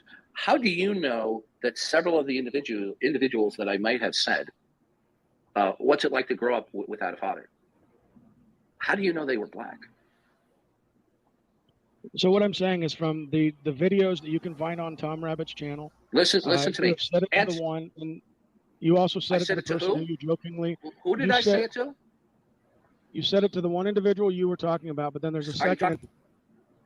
Are you talking about Psycho Atheist? You said you had only said it to one person, but from my notes, you said it to two. I said it including directly. the person you talk about. Okay, listen carefully. You're not focusing. Neither is Darth. Whatever one or more individuals I may have said that to. Okay. So there's more than one. How do I know? How do you know they were black? Well, we'll let the. He brought up Psycho before. Now he seems to be backing away from this. Like, how did you know that they were black, Darth? I mean, I just showed it here to the audience. I think the audience is confused too. I mean, it could go in either. I'm like, these guys could all be representing Eskimo culture. I mean, Inuit culture. Who knows? Like, we could be talking to a group of First Nation tribes people or something like that. No way of knowing, right? Fucking hell. Like, this is the level of credulity that Darth wants people to to go, like, they accept on his part. Like, okay, I'm not going to assume that you're just going to make superficial, simplistic, shallow assumptions about anyone that you're talking to. We know that he does this, right? Now he's having a conversation with Psycho, who is clearly using an avatar that seems to represent something to do with Black Power, and Darth is demanding of James, how do you know that they were black? How? As if this is some kind of way. Well, if you couldn't tell, how was I supposed to tell, right? And don't you dare, James. Don't you dare say they sound black or they talk black. Otherwise, Darth's gonna throw that. He's gonna toss that racist card right at you. But a guy like Psycho and some of the other guys that were in there that represent like some of these groups, Psycho said they were black atheist hangouts. One of the guys' names was Real Black Atheist. Darth couldn't have known what they were. But those were the people that Darth asked, what was it like growing up without a father? And somehow we're supposed to assume that wasn't about their race. Come on. Tape stand for itself, because you said you only said it to one person. Okay, you told me. Now you're saying you said it to others. Listen to me. Listen, James, if you dodge one more time, I'm leaving. I'm tired of your duplicity and your dishonesty. You said that I said to a number of young black men, what was it like to grow up with your father? Now, did you actually watch these videos? The one, I only saw the clip. Did you watch all of these videos? You said plural. Darth, you said to a number of young black men or males. Did you Yes, and watch you these initially videos? said- Did You initially you know what? said I'm one. getting pissed. I'm getting pissed right now with you because you're Then being just dishonest. leave. You're acting What like an the fuck? atheist now. Darth, I you're will ask interrupting. you. Oh, low blow, Darth. Telling a Christian they acting like, oh, you're acting like an atheist. How does an atheist act? Oh, right.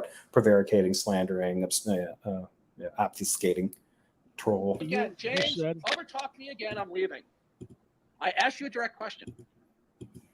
Thanks, Randolph. Take care.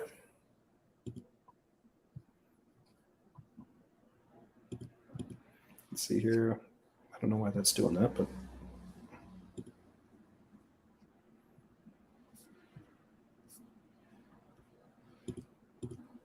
Did you watch the videos where you allege that I said to a number of young black males? Did you watch these videos? No, I only recall seeing a clip from the one, but you admitted to there Okay, being so more of this discussion. now you're slandering me and making an accusation over videos you didn't watch. How do you know they were young black males?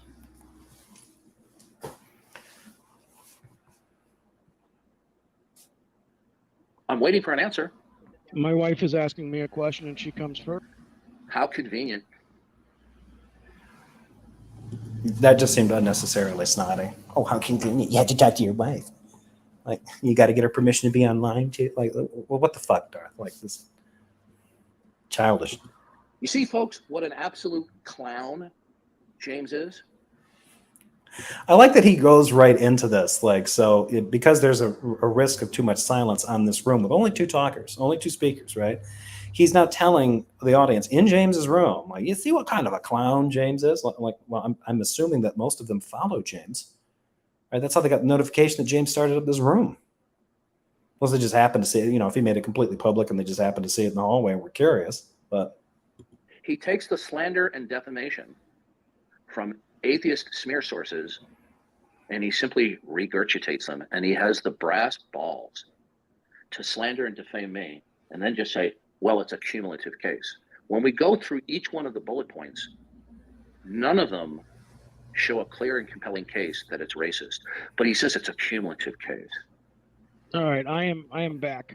And Okay. yes, my wife is more important than you. The question that I asked you is, you didn't watch these videos. You said you watched one video, which you said it was in reference to Psycho Atheist. you said that, dipshit. I'm assuming that is the person What the fuck? Darth, you volunteered that for James. in the video. Okay, but you didn't watch the other videos. Is that correct? There are more? The fuck?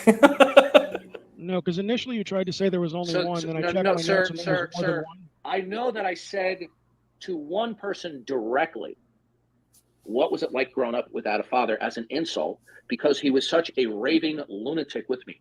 Do you know, or are you familiar with Psycho Atheist?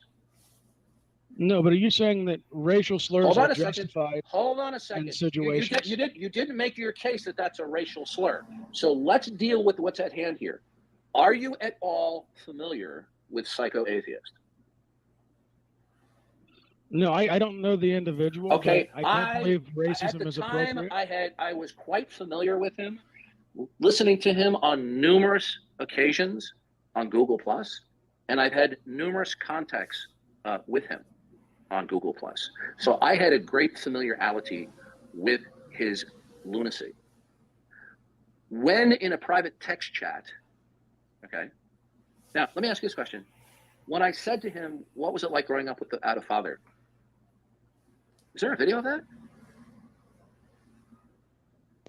I think I've only seen one video, but I don't know if. Okay, James, you told me you saw one video of me speaking disparagingly to a black man. Was that Psycho Atheist? I don't know who it was in the video. I just know that you were using the N-word. I don't know. It's a cumulative case. I don't know. It is an accumulative case. No, it's not a cumulative case. You just keep on claiming it's a cumulative case. I can run down through it again if you would like. Okay. No, we already went through it, and I showed that there never was a case for each one of them. Now, the fact of the matter is, all you are... I don't know. The MLK one, I think, just on its own is just that takes the taco right there. I mean, simply doing in your little clown show, okay, Mr. Cool as a Cucumber, Mr. Civil and Cordial, repeating slander and defamation from atheist sources is just simply to jump on the bandwagon and slander and defame me. Now, Darth, you read the back fact channel of the matter, message, Darth, the where I fact- gave the you fact- an out, and I said, Darth, I don't want to do this public right now. I don't want to give them another video to attack you. yeah, You and I chose told you to we'll keep do it privately. mentioning it, and every room I come in, you chose to keep bringing it up. James, are You you took it are you from the back suffering? channel, Are and you you made it stop publicly. lying? Stop lying. You took Are it from the back channel, Hey, you made it public. Hey, James, stop lying. And that's you what lying happened, Darth. piece of listen. You lying piece of Did crap. Yeah, Darth is now he's just losing it. This is just a complete spastic. Like, that is what happened. James and I reached out to you behind the scenes and asked, but the Darth is going to go switch back to this. Like, I never insisted that it be private. No, James gave you the opportunity to keep it private. And every time you had an opportunity to run your mouth about it, you did in public rooms. I don't understand why Darth is arguing against this. Like, he's so desperate to never be wrong about anything that he's just wrong about how he's approaching this. All he has to say is like, no, I didn't care. I wanted to be public because I want people to see this conversation happen. That's all he has to say. Did I or Okay, did I listen not to me. message Tell you, me Darth? when you're done lying, and then I'll respond. Darth, Tell me when Jesus. you're You done. answer yes or voice. no to this question, then you can respond. Did I or did I not send you a back channel message saying, hey, Darth, I don't want to do this publicly. I don't want to give people another video about you. Did I or did I not say that to you? You did, and I immediately responded to you and said, Thank good, you. we'll do this privately. Now, did I not agree with you to do it privately? In the back channel, but when you were on stage, you keep mentioning it and you keep bringing it up in every room did I not in a public already fashion. agree to you? Hey, James, listen to me. I'm about to leave right now. I am so disgusted with your lying right now. You're just absolute, obvious. You did not lying. mention it in Just the like, other please room, don't Darth. overtalk me. Please do not Darth, overtalk when I came me. in the other room, Please you do didn't mention not it. overtalk me. Please You do didn't not say, overtalk James, me. let's talk about Please this. do not You overtalk never me. said that. Please do not overtalk me. Now, I'm when asking I you a called question. you out, please do not overtalk me. I'm asking you a question. Please do not overtalk me. I'd like to finish. I was listening to you. Now, I'd like you to listen to me. I made it clear to you in a private text message, we'll do this public. You ignored that and did not respond and say, we'll do it privately. But I made it clear to you that I will do it privately with you. When you showed up 2, maybe 3 times in rooms, if that, I never insisted that you had to do this publicly. I still said we can do it privately. So stop your disgusting lie that I demanded it to do it Darth, publicly. And if you didn't want, you know what? I'm not done yet. If you could wrap up in 30 seconds. I'm not done yet. God Stop with damn. this disgusting lie that you can I was wrap the up in one. 30 Okay, seconds, you know what? please, Hey, so I you know can what? You know respond. what? You want to talk to me? Hey, listen, you're done. You're a lying piece of crap. You keep on interrupting me. You make false Here he lies goes. that I. Okay, I just moved Darth Dawkins to the audience. He's about to leave the room, end the conversation. Yep. So here's what happened, guys. And I've had some personal issues going on. I got to give James props there because he did. I'm sure he called it. I think he recognized the tone shift because I mean, there's obviously like the work, the build up, and the flipping out, right? But then that'll switch. You know what? I'm gonna like he knew from that shift in tone that like this is how he's gonna try to like get the last word in and then run and then go start another room, start some coping, which actually comes up later. But I am not going to do that. I don't need to play the rest of this because all that happens in the rest of this room is. I think he ends up talking with some. Listen to me. I'm going to give you one more chance. Okay. George Floyd. Okay. Yeah, he tries to run down the entire thing. If you want to catch that, that's basically like. I mean, it's funny because he even kind of subtly misrepresents the conversation he just had with James. Like it's hilarious. Like he doesn't even keep that consistent. Like he all of a sudden like the dynamics of the conversation they just had and the conditions upon which they got into the discussion and stuff. All that stuff starts to change. A little bit here and there, right? So I'm going to wrap that up. I'm going to do something a little unusual since I got plenty of energy for some strange reason. Although I'm fading fast. Damn vaccine, stupid Omicron booster. Let's stop this. Let's go check out because somebody mentioned it. Let's check out Tom Rabbit dropped a quick video of Otangelo, which I don't think I've ever really covered a lot of his stuff. 25 seconds. Okay. Okay, let's roll that back and share this and find out what's going on. And we'll wrap this up.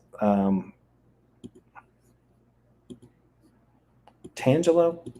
Let's see here. Get this. Okay. Tangelo calls Darth's argument obtuse and hangs out with worst of the worst atheists. Oh. Okay. Oh, he's here. But Yeah. you know, in a general sense, I have a lot of difficulties to understand what Darth is saying, and I have asked him many times to clarify, and then he tries to clarify, but the argument continues to be obtuse. I wonder why. I'd like to ask Ozzy. Uh-oh. Okay. Oh, he's here.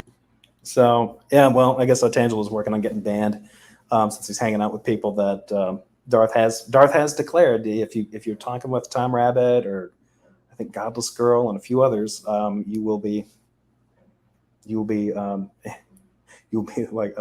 shunned by him. The shunning will continue, and it'll be merciless. So yeah, well, Otangelo, you won't have to listen to that obtuse argument too much more unless you watch my shows. So yeah, anyway, so to wrap up, yeah, I think I think this is the last one. This is the last one that I'll have to do about Gary and his racism for a while, mostly because I think his prolonged rant about MLK, I thought was the one that was the part that I really clued in on, and the obvious lie about that gaslighting that he was doing with James. Like, well, how do you know that they were? How do you know that these individuals were black? Well, you know, like this. It's just this obvious trick to get in. Like, well, somebody's going to say, well, they, you know, well, I can tell them by the tone of their voice, or like all you have to do is, well, because Psycho is identified as black and uses a black avatar and engages in black power channels and is interested in, like, you know, black civil rights, and, you know, like I don't think he's not being cagey about the fact that he's black, right? Like, if this is the best defense that Darth has, that's pretty sad, right? But keep in mind that that's what he was doing after he decided to run through the conspiracy theorists' top 10 list of why MLK might be a lizard person bent on ruining Western society. So yeah, Darth's a nut job. So yeah, we'll wrap this up here. It's one of those long Saturday streams. I'm going to take off here for a bit. I got a few things I got to do. Anyway, folks, thank you for the live chat. Thanks for, you know, as always an entertaining live chat. Hope you guys all have a great rest of your weekend. And yeah, I think I will catch you next time. I don't think I've got anything else coming up. I'm debating with myself if I'm going to cover the video that popped out about a week ago with Matt Yester talking with Jeff Trimble. I'm not sure about that one, but I might cover that one because Matt Yester comes across at least as crazy as Darth Dawkins did here. It ends with a real kicker. Matt Yester is, yeah, he's a pile of shit. So anyway, take it easy, everybody, and hopefully everybody's going to have a great weekend and a great week. I will catch you all later.